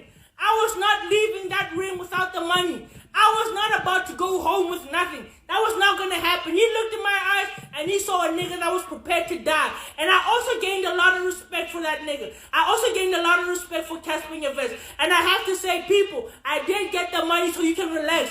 I got paid early in the morning so you can relax. Casper Nyavest and his team kept their word. I got paid early in the morning. For those thinking that my channel from now on is going to be a sunshine and rainbow channel, happy go lucky channel, get the fuck out of here. If you're thinking Slick Talk needs to humble himself, get the fuck out of here. Yo. I'm still going to be giving smoke and I'm still going to keep the energy. I'm not trying to change my content because of anybody. It's still He's not trying to change his content for nobody. You hear who he was? He said he's not going to tone down his energy. Look how time has come to judge. Look how time has revealed all things. You cannot keep up this tempo. You're old, my brother. Things become irrelevant. You lose the surprise factor and novelty. You lose your newness. Now you just have to reach a modest level. And he's come to that. He's asking questions about Kwekwe, trying to show that he's a sensible human being, that he's not a nutcase. And congratulations to Slick Talk for him and his awakening. Let's listen to him again there. Slick Talk needs to humble himself. Get the fuck out of here. I'm out of here. If you're thinking Slick Talk needs to humble himself, get the fuck out of here. I'm still going to be giving smoke and I'm still going to keep the energy. I'm not trying to change my content because of anybody. It's still going to be the way I am. I'm still going to be providing smoke to niggas. In terms of the boxing match, my strategy for me was simple. I was just going to defend for 2 rounds and try to look for a haymaker in the 3rd round. I went there for the money. I didn't give a damn about punching Casper Nyavest. I was against the clock. That's what I was looking at. I was against the clock. So my strategy was just defend, and just run the time up. Hold, defend, do whatever you gotta do to run that clock up. And Casper Nyavest did what he had to do, man. And I'm gonna salute Casper Nyavest for that. But for me, in terms of the boxing match, I did what I needed to do. And I think I got what I got from there because, and I'm appreciative.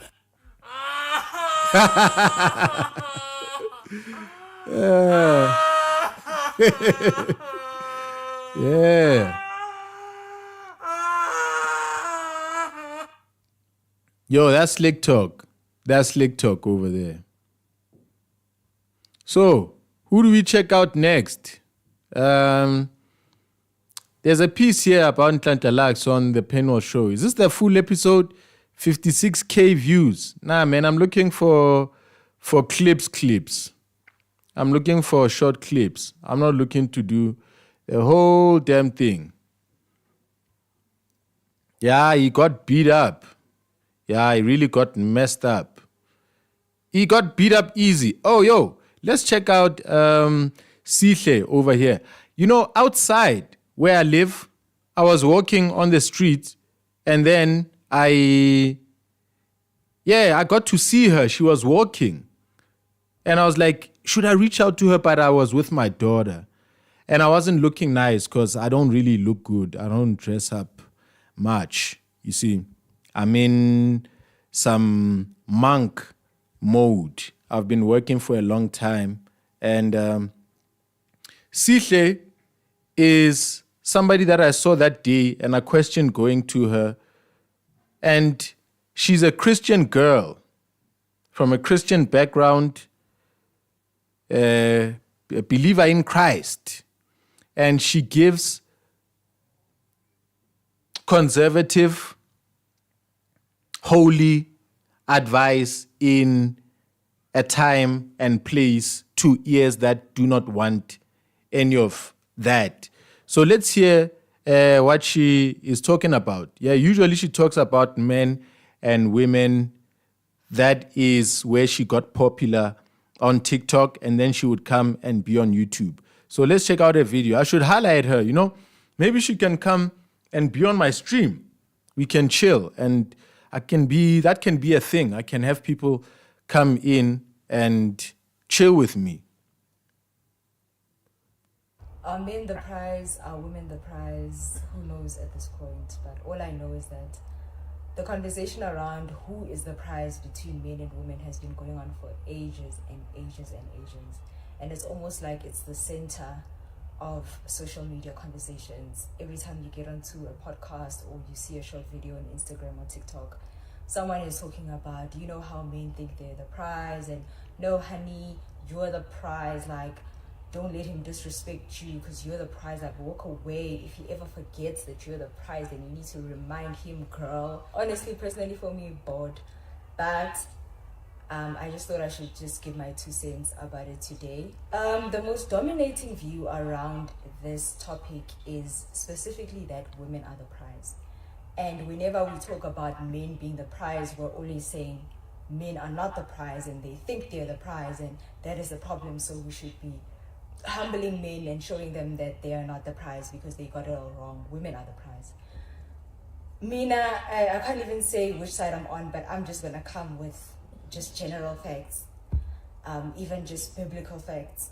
So back, since the beginning of time, because we always had to take it from back. And in the book of Genesis, when God created Adam, he created Adam and he gave him all of these responsibilities. The animals were there. He said, take care of this, cultivate this land, you know, take care of business. And then one day he was like, you know, this man is alone. It is not good for man to be alone. So he created a woman for him. So I'd like to just point out the fact that Adam came for reasons outside of a woman. He came to take care of the animals. He came to cultivate the land. He came and got responsibilities that had nothing to do with the women. When he received a woman, it was an add-on that, you know what, you need someone to help you with this responsibility that I have given you. You need someone to help you live this life, be on this mission, live out this purpose that I have given you. So that's what we need to note. The main reason why Eve came was because of Adam. So the first and foremost purpose of a woman existing, according to that chapter, is her being a helper to her husband, her being a helper to a man. So what I'm trying to say is that there's a big part of it that is indicating that a man is the center of a woman's life, because she came here for the man. She didn't come with other missions. God didn't say, so you will do this and this and this and this. Adam, I already gave him his task. I already gave him his purpose. You are here for this. No, he said, the reason why you are here is for this person. Oh, yeah. So now this is evident in how on social media women are always talking about men, whether they are talking about them in a positive way or in a negative way. But a lot of their conversations are centered around men. They're centered around relationships. If you look at content on YouTube or even just TikTok or Instagram, the club business doesn't exist without men. Women are not going to the club if men are not there and men are buying them drinks. So there's no conversation that takes place without a man. Men lead, the women follow. We complement one another. In some instances, women lead certain things and men follow. But for the most part, 90% actually, it's the men who are the drivers of society. We are, the earth and the moon have a gravitational relationship. That small moon, as it spins around the earth, right? Do you know that tides, the beach, the water, its roughness at sea is determined by the position of the moon around the earth. So there's this effect where it's sort of like the moon is slushing the earth a little bit. So the earth is actually getting slushed a little bit because there's an object with a gravitational pull small enough to cause waves. And so the women are, and then the gravity of the earth itself is holding the moon in its position. So men are the earth, women are the moon. We are holding them fixed in that position. We have the full girth, breadth, and size to stick in our position. Their position is our position. They are hovering and spinning around us. You see? Yeah. This is... Yes.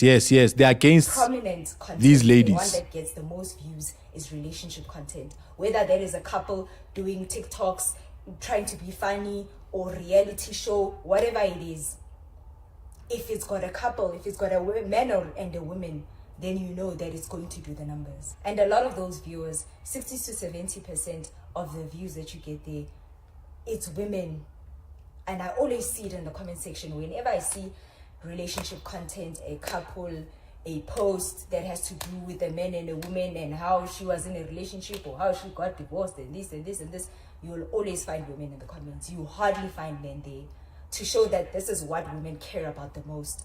So even when they're pushing negativity, things like, oh, it doesn't benefit us like to marry men anymore, like being a wife is slavery and all of that stuff, you're still centering it around relationships. You're still caring about the fact that you have to have a man. You're still caring about the existence of a man. So that alone to me, we are undeniable. Says a lot about how men are the prize. I'm not gonna lie. They were the prize. Men are the prize. And they're still going to be the prize. Oh because yeah, of how girl. much women center their lives around them. If Yes. we really had a society of women that said, we don't care about men, we're living our own lives, we're doing what we want to do, then we would see a significant drop in the amount of views that we find in relationship content. We would see a significant drop. And also you'd be able to see men there. I'm telling you, I've watched videos on videos where I wasn't even watching, but I just went to the comments to see who is saying what, and I always find women there. So if that was a different case, we find no women, they're not talking about men, whether negatively or positively, women are just not there, then I would say, okay, no, men are not as important as they think they are.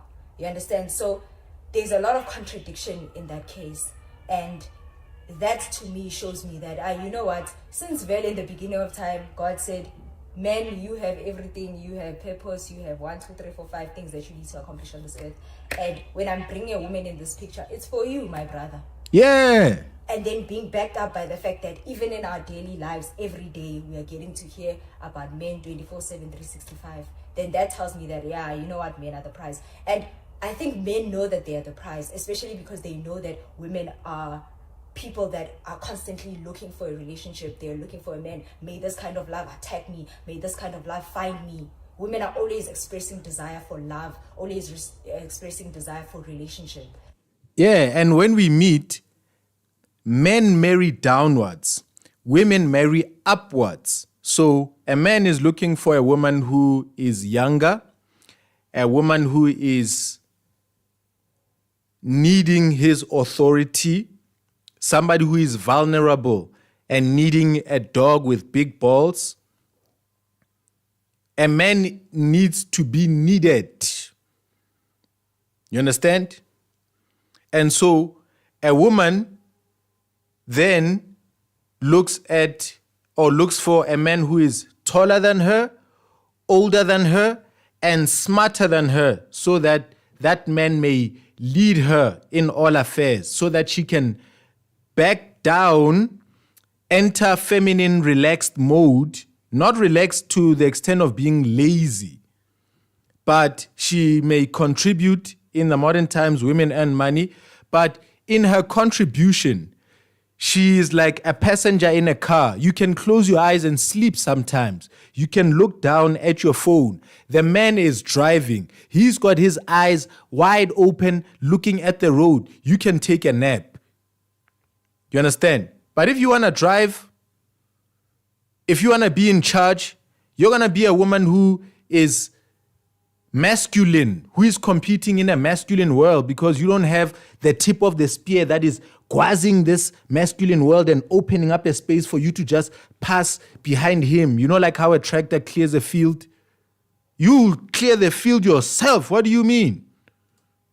So men know that, oh, okay, these women, don't see them talking like this, saying, I do my own thing, I have my own money, I don't need a man. They want us. Futi, when they say that, you must know that they want us even more. When they say marriage is a slavery, being a wife is a slavery, you must know that that woman wants to be a wife more than anyone in this world. Another example is that you will never hear men say they're praying for a wife. You always hear women being on a journey to pray for their husband. Like, yo, what prayer did you pray to get this man? It's always women going on a journey to be found by a man. So all of these dissenter men, we don't do it for men. We don't live for men. We don't care about men. It's just a front, to be honest. And it's just internet girls trying to be different, you know, trying to act like they don't care anymore. But they're the same girls that are in the comment section saying, which prayer did you pray? May this love attack me. Oh, he gave you 10K just to do your hair for a date. I may this love attack me. So they forget that yesterday they were saying something different. So with this behavior, I don't think it's helping. The girls that are most desperate for a relationship, most desperate for a man, are the girls that say they do not want a man, that say they are decentering men, that say they do not care, they live for themselves, that they're gonna do whatever they want. Those are the girls that want men the most. And men, they don't care about words. They care about actions. So they are looking at the actions of these women. They're not looking at the fact that you posted a video saying you don't care about a man, and the comments were saying, yeah, we don't care. Men, those things mean nothing to them. Men look at actions. They look at, okay, what are you doing? So that I can see that you are desperate for a man or not. So you saying all of these things 24/7, 365, you're just making a noise on the internet, to be honest. Men know that, oh, okay, I exhibit A of a woman that is dying to be in a relationship. If you can just knock on her door, this one, if you can just say, hello, baby, they'll be all over you saying, I found a love like this, can't believe he chose me, like, best thing to happen to me, those ones. So I wish that our words can align with our actions, to be honest. Otherwise, men will always be the prize, and men will always know it, because trust me, they do. Trust me, they do. But anyway, that's just my opinion. Why do you guys think men are the prize? Do you think men are the prize? What do you guys think? Let me know in the comments. But otherwise, I can just see it. Because even for me personally, I know that like being in a marriage and having children, that will be one of the most fulfilling things for me. Wow. I know that a lot of women feel that way. The Beautiful. whole working career thing, we don't really care too much about that. We don't care about climbing the corporate ladder like that. We don't care about achieving things outside of relationship and family. Yeah. The thing that we desire the most is relationship and family. Yeah. A lot of women admit it or not, but we all know deep down that's what brings fulfillment to us. And it makes sense why men are not obsessing that much over it, because when they got here, God gave them everything outside of that. Outside of family and a woman, he first gave them purpose. He first gave them a task. That here is this world, here are animals, multiply, do things. I've given you authority, do things, dominate. Hallelujah. So that's why they don't talk that much, because they've always been given something outside of a family and children and a wife, you know. So because Tina, when we came here, they said, hey, when your life is this person, you are here for this person. It makes sense why we are always the ones thinking about these things and why we desire it so much, why it fulfills us so much, because that's what we came here for. We came here for these men, to support them, to help them to move in the missions that they were called to do. So honestly, I'm not surprised that women they care so much, and I don't blame them, because like I said, I know where it comes from. But denying it and acting like you're not there, you don't care, it doesn't help anyone. So if we all just try to be honest with ourselves, then we wouldn't be having these back and forths, to be honest. Yeah, there's the girl. What's your comment? Let's see. And those corporate achievements, while good, will never come close to being a good mother and wife. Indeed, indeed, indeed, so much, you know. If I was not doing this on YouTube, I would have been shooting wildlife. That is something that I was committing my life to doing this year. But then there would be a slight twist and I would have to pivot slightly and start doing this. But in me preparing myself to do wildlife videography, you have to learn animal behavior. You have to know what animals get up to. They live the most basic life, an observable group of traits that do not change. They're not as complex as human beings. They have to drink water. They're untapped, so they constantly travel to the watering hole, and predators and prey meet there all the time. Ne?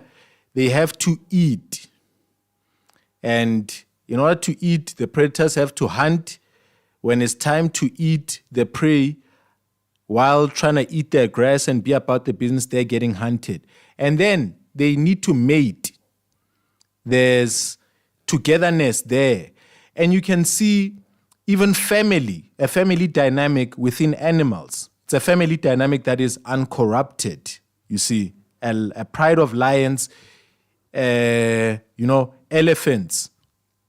as a family are very, very, very, very, very good things to observe.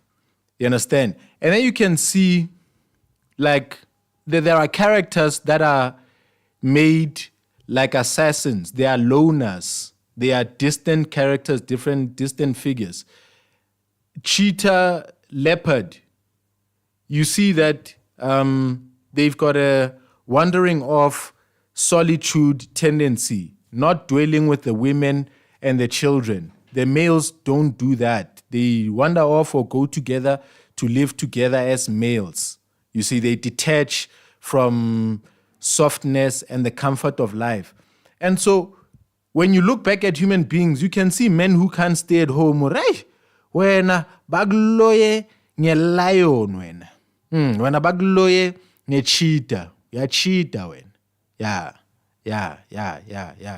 And then there are those who stay, and you see the strength of those animals that stay together. And when human beings grow, I'm responding to your comment there. As we grow, as we realize what life is about, as we start to care for our health and our children, we realize that we are nature, we are a part of it. We're here mating, eating, drinking, and it's fulfilling to see that the animals, what they are holding to, their true character, as we human beings hold on to those characters of family, as we see our desire to survive and we see their need to survive. It's a need, not a desire. We can see that we are rooted. It gives us, settlement to know that although we may want these really big things, we may want to drive 15 cars and whatever, the thing that gives you 70 to 80% of your fulfillment is the 3 first stacks of Maslow's hierarchy of needs. There's being clothed and fed immediately lifts your confidence. Being secure and loved, wabon, then gives rise to confidence, esteem, and esteem needs. This is where somebody now wants to be a high achiever and whatnot. But it's these bottoms that form the foundation of any sort of confidence in life, wellness, and fulfillment. Reaching esteem at the top, you must have the bottom stacked very nicely. Love and belonging, security, food and water, the basics like animals, we need those. So when we are natural people, paying attention to who we naturally are and not trying to be fake here with feminist ideas, we get to be vulnerable and true, and we get to pursue the right things instead of being idiotic here. Feminism in free fall. Let's have a look at that. This is Ask an Older Man. But this video is 54 minutes long. Oh, we'll be there for way too long. What'd you say? Let me see.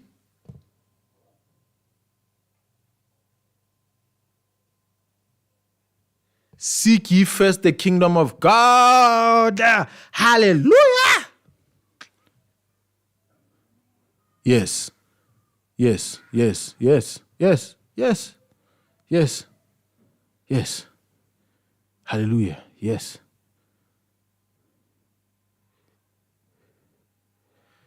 Which one? Which one next? The DA has thrown Andrew Whitfield under the bus. Let's jump in and pay attention to this portion of Ronaldo House. Let's go.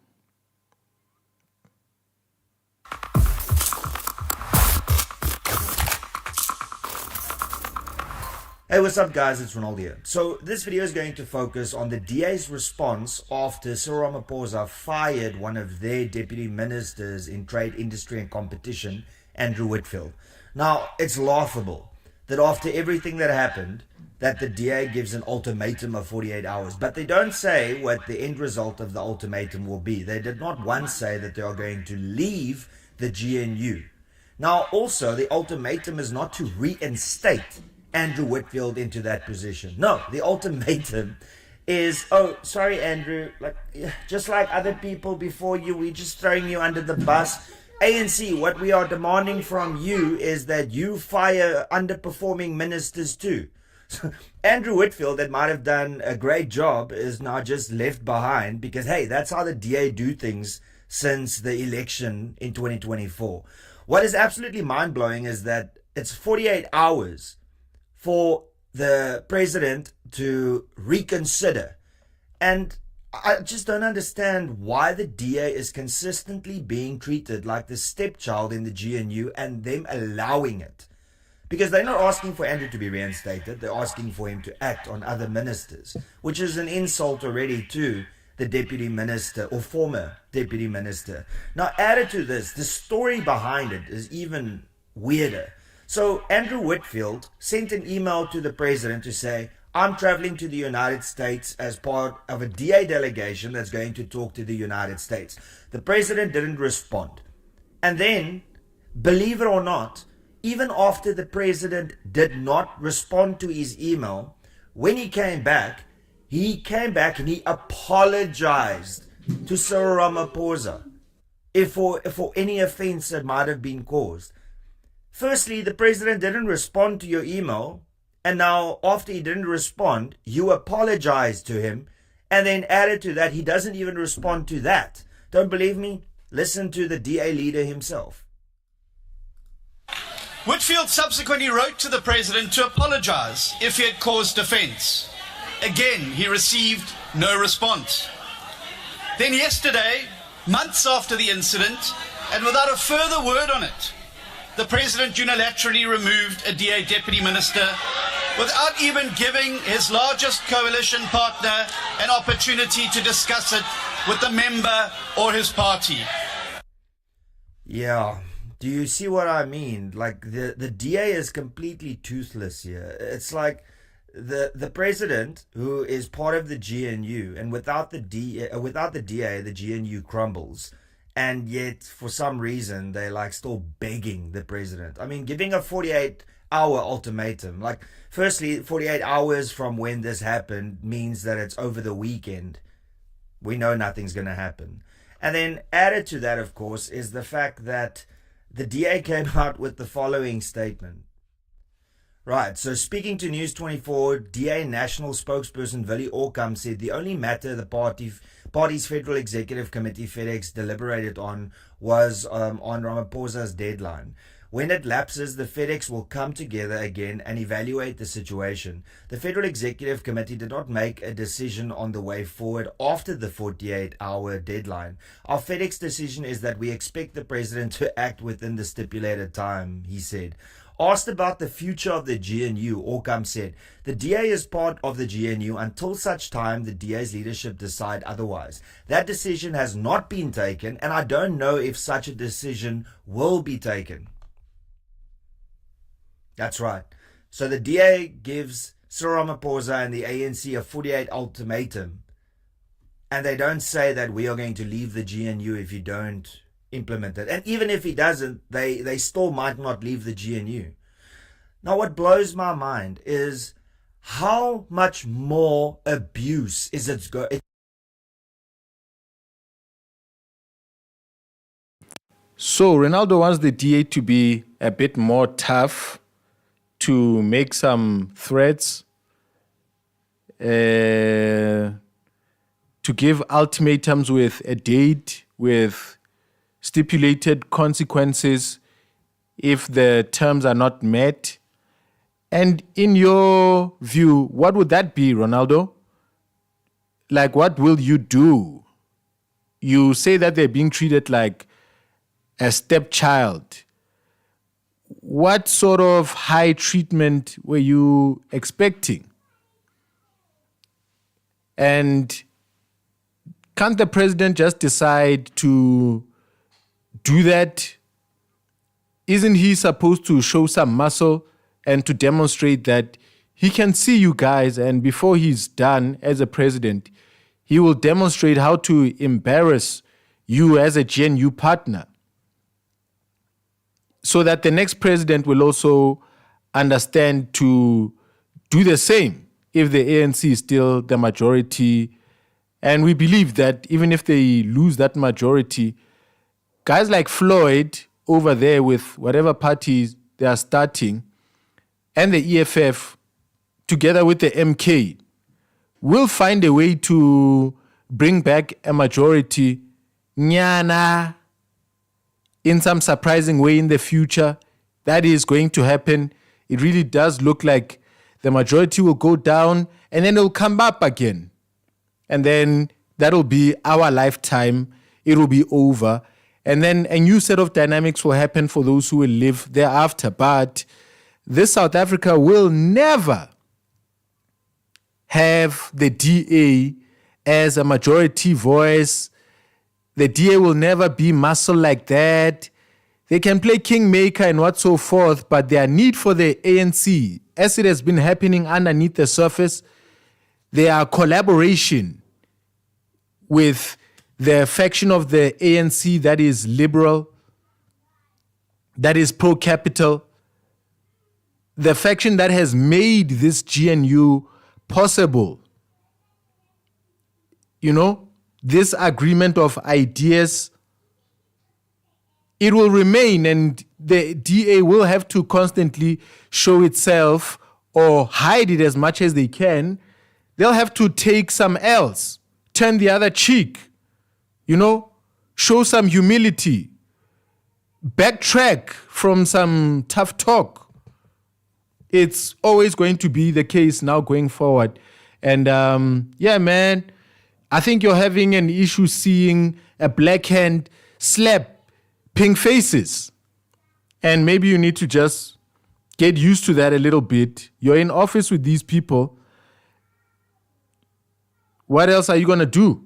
It's going to take for the DA to realize that they need to step out of the GNU. And don't talk about saving the country, because what has the GNU achieved over the last year? In the first quarter of 2025, 75,000 jobs were lost. So the GNU is not creating more jobs. It's not creating a better economy, because the economy hasn't grown. Unemployment is getting worse and crime is getting worse. So arguing that, the reason we are in the GNU is to save South Africa, bullshit. You've had 1 year, and the only thing that's improved, ironically, is that you can get your passport faster from Home Affairs. See the irony in that? Hey, here's your passport quicker so you can leave the country quicker. It is absolutely absurd that the DA, after all of this abuse, let's look at it. The Bella Act, after they said, please don't sign it. NHI, after they said, please don't sign it. Expropriation Act, after they said, please don't sign it. Not being even in discussions before the budget vote for the VAT increase. How much more is it going to take for the DA to realize that they are in an abusive relationship? The GNU is a corporate project to keep the progressive forces out. The DA doesn't have a choice but to remain. Of course, Ronaldo, of course. Now tell us, you're saying they should leave, and then what will happen? Will they continue trying to get power? Will they make an announcement that, hey, we just want to be opposition now going forward. We don't want to at any point, or we will announce in the future if we want to, or we will show that in a contestation of elections, and should we gain the power, we will gain it, and only that way will we exercise our will. Because if you don't have that much willpower, if you don't have that much support, you just need to plug yourself into the ANC in perpetuity. You're a leech. You're drinking black blood. There's nothing you can do. You can't hide it. It's all over the lips of white people there. Relationship. When this happens on a personal level, and you see a friend in need, you get people that go and say, listen, you are in an abusive relationship, get out. The family gets involved, the friends get involved, there's an intervention. And here is the intervention. The people that vote for the DA are saying, get out of the GNU. And the whole fear of MK and EFF stepping in. Well, the policies that the EFF and MK wanted has already been passed. You've got the Expropriation Act, you've got the Bella Act, you've got NHI. All of these things are the things that the EFF and MK would have voted for. And guess what? The GNU voted for that to be implemented.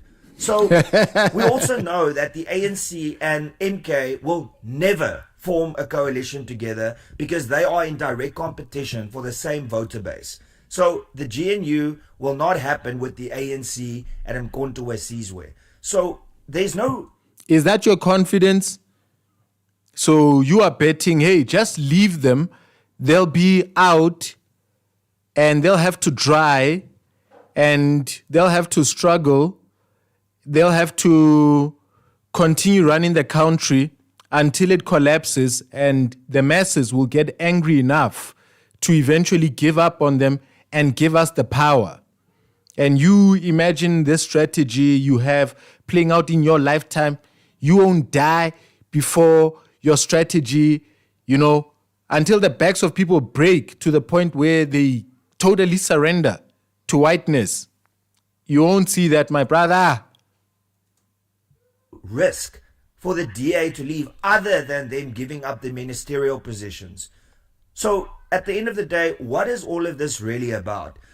Is the DA willing to take this abuse and look like absolute idiots to the electorate because they want to keep people in positions? Now, I don't think that they're doing it just for the sake of money. I don't think that John is just being a minister because of money. I think that they can still change things and improve things, but they can't because they are working with a coalition partner that does not give a single flying F about them. It truly is as simple as that. And then if you just want to see how weak the DA looks, listen to what John had to say after he found out about all of this. Not stand. So we have given the president 48 hours to act similarly against the other members of his party who are...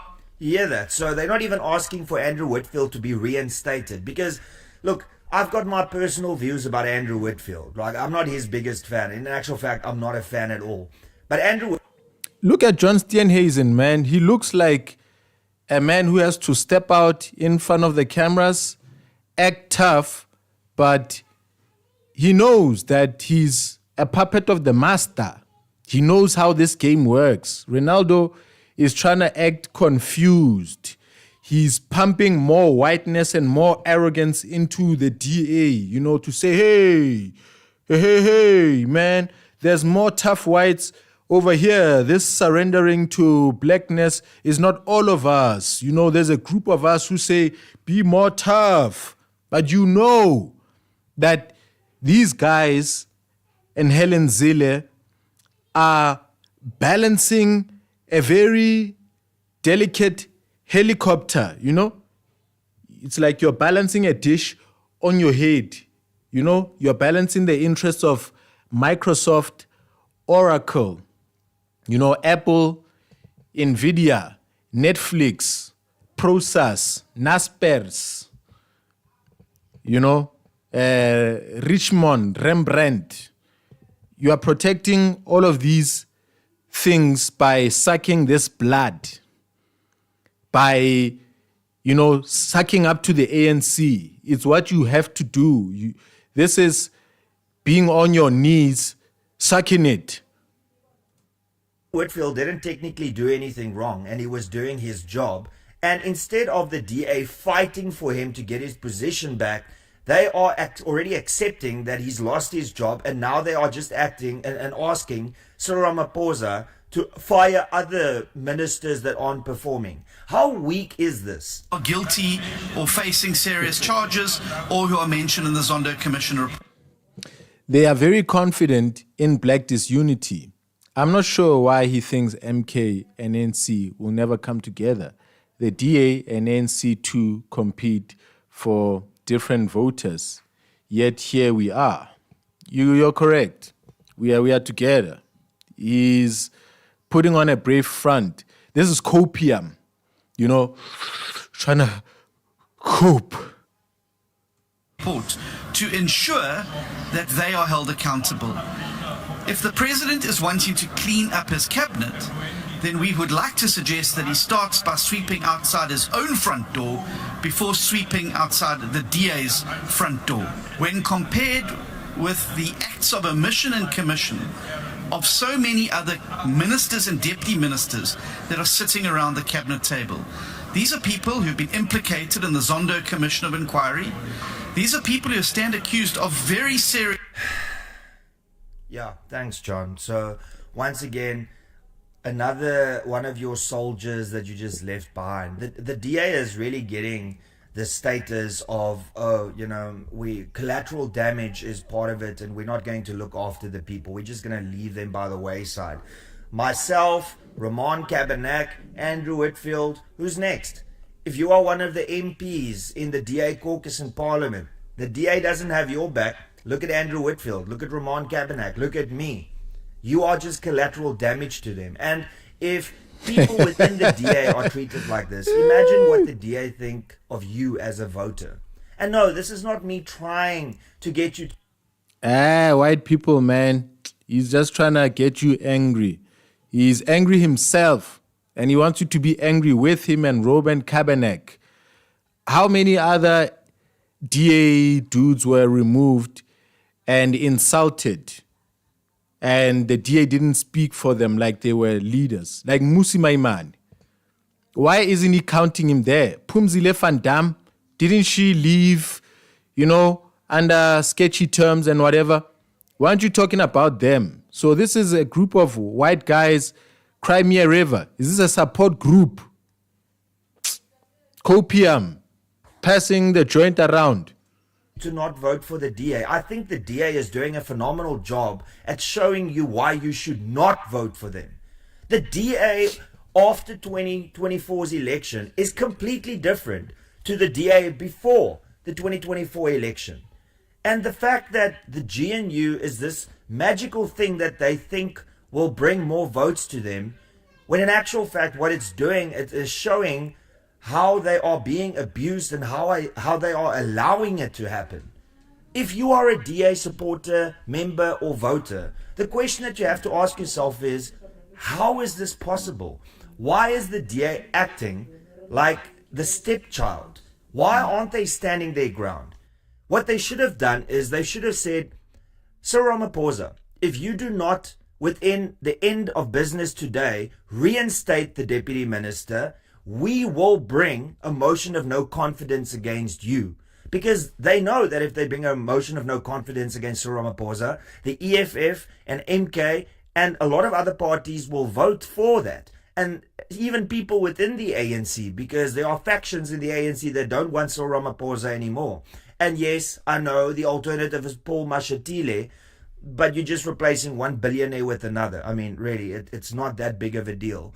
And what could happen that's worse? All the policies have already been implemented. The only thing that is being showcased here is how the DA has lost their spine completely. I'm not sure who stole their spine after the 2024 election, but can somebody please return it? Now, I would like to get your thoughts. I know that I'm going off at the DA, but the reason for that is because I was part of this organization for 12 years, and I've never ever seen it as weak as it is right now.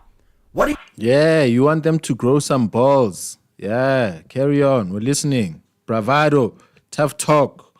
A boor. What do you think is at play here? What do you think is causing this? Do you honestly believe that this is a strong DA?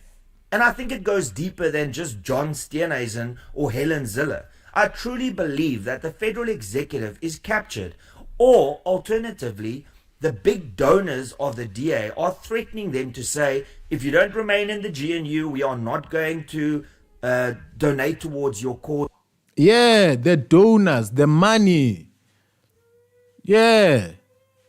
The Israelis are telling them to chill there. The corporations, McDonald's is funding your party there.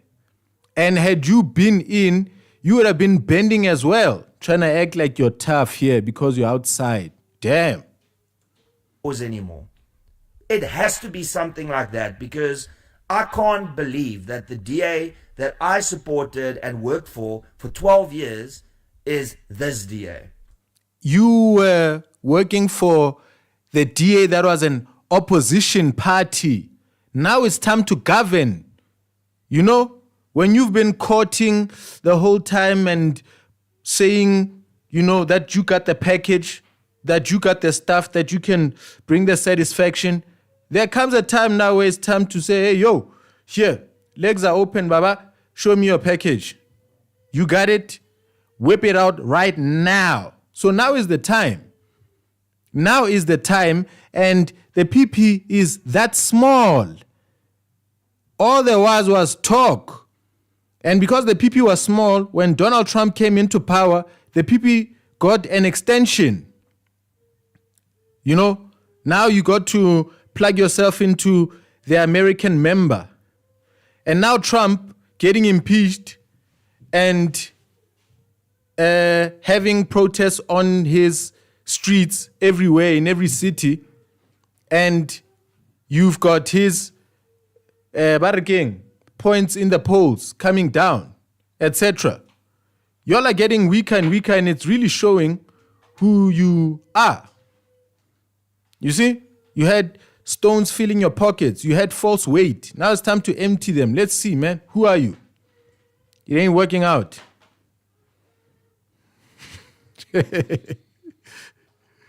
Please let me know what your thoughts are on why you think the DA is in this situation. And also please tell me if you are a DA supporter and a voter, whether you will continue to do so moving forward. You will. And that's pretty much all I got to say. Thank you so much for tuning in. Please be sure to smash that like button. Please be sure to subscribe. Yeah. Yo, Noble Nitpicker, I've had a dope time with you. Thank you for joining me on this stream over here. Now I'll be cutting up these videos for the first time, one stream, one nice file, which had all of the cutting back and forth in it without me having to do it in post, without me having to download this video and sync it with any sound. I step up and everything is done. This is a dream. This is, a dream come true. I behold this moment now, seeing something so repeatable, something that I can do every day and be committed to as a man. I've been largely unemployed, pursuing my own things my way, my whole life, without any one direct thing repeatable, always experimenting with new things constantly.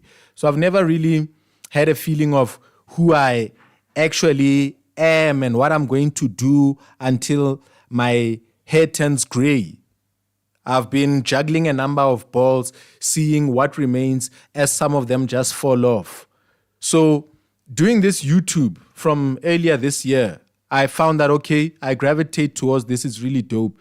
But the labor involved, I always question in my mind, isn't there a more efficient way to do this? Isn't there a way that I can do this and still be happy and relaxed and not feel completely tired or not have to put in as much concentration as I do in commentary towards the editing?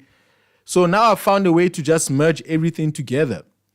This backward and forward screen thing, I would have had to go do that in post. The videos that I've watched, I would have had to go download them and then piece them onto the timeline. I would have had to get visuals out of camera.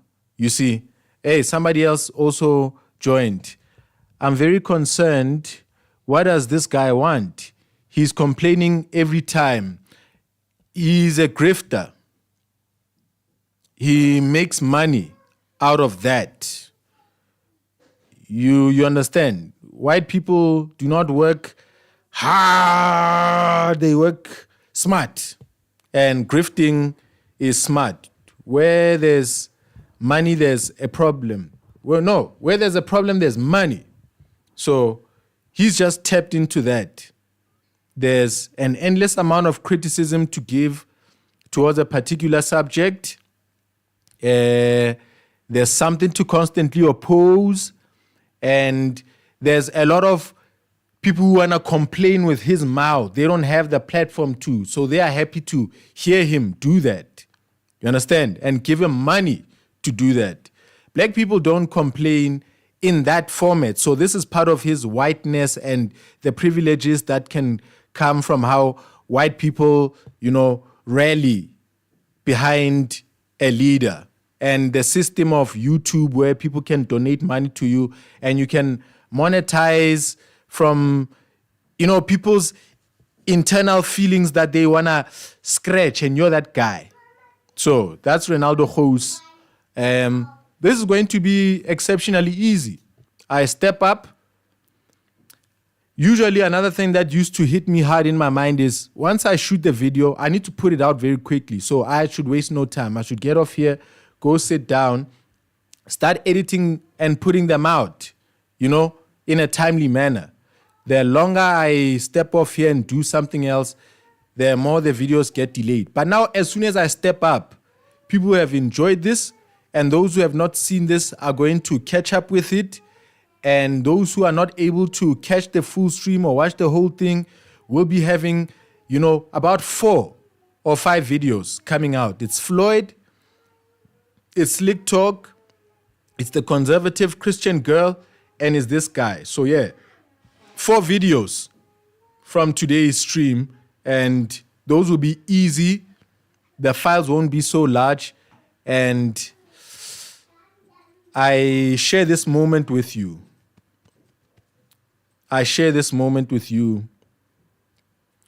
I've been doing things the hard way. I've been grinding. I've been trying to optimize by waking up earlier and sleeping later. But it's all so difficult, bro. It's all so very difficult. Looking at the screen the whole time. After you're finished shooting with a screen in front of you, editing with a screen in front of you, you have to be in your blankets speaking to your wife and interacting with your kids with a screen looking at news, you know? And sometimes you're watching some of the videos and then coming back. Sometimes I watch, let me talk like that. Sometimes I watch those videos and then come back and sit down with those videos. And so I've watched the video twice. Like the time has been eaten twice out of me. And then the third time I'm going to be editing it. So it's so nice to encounter something completely live, to react with it completely random. If I don't have a take to give, I got the chat over there. I got people helping me comment on the issues, and it's all so nice and so easy this way and so fulfilling. So I'm happy. The dynamics have changed. I hope you've enjoyed this. Noble Netpicker, Kamkhelo, glad you are here. I am now out of here. I'll be seeing you next time. Hope you like, comment, share, and subscribe. Peace out. And how do I end the stream without you seeing my streaming software and whatever? Okay, I'll stop the recording on this part of the screen that you can see. Bye.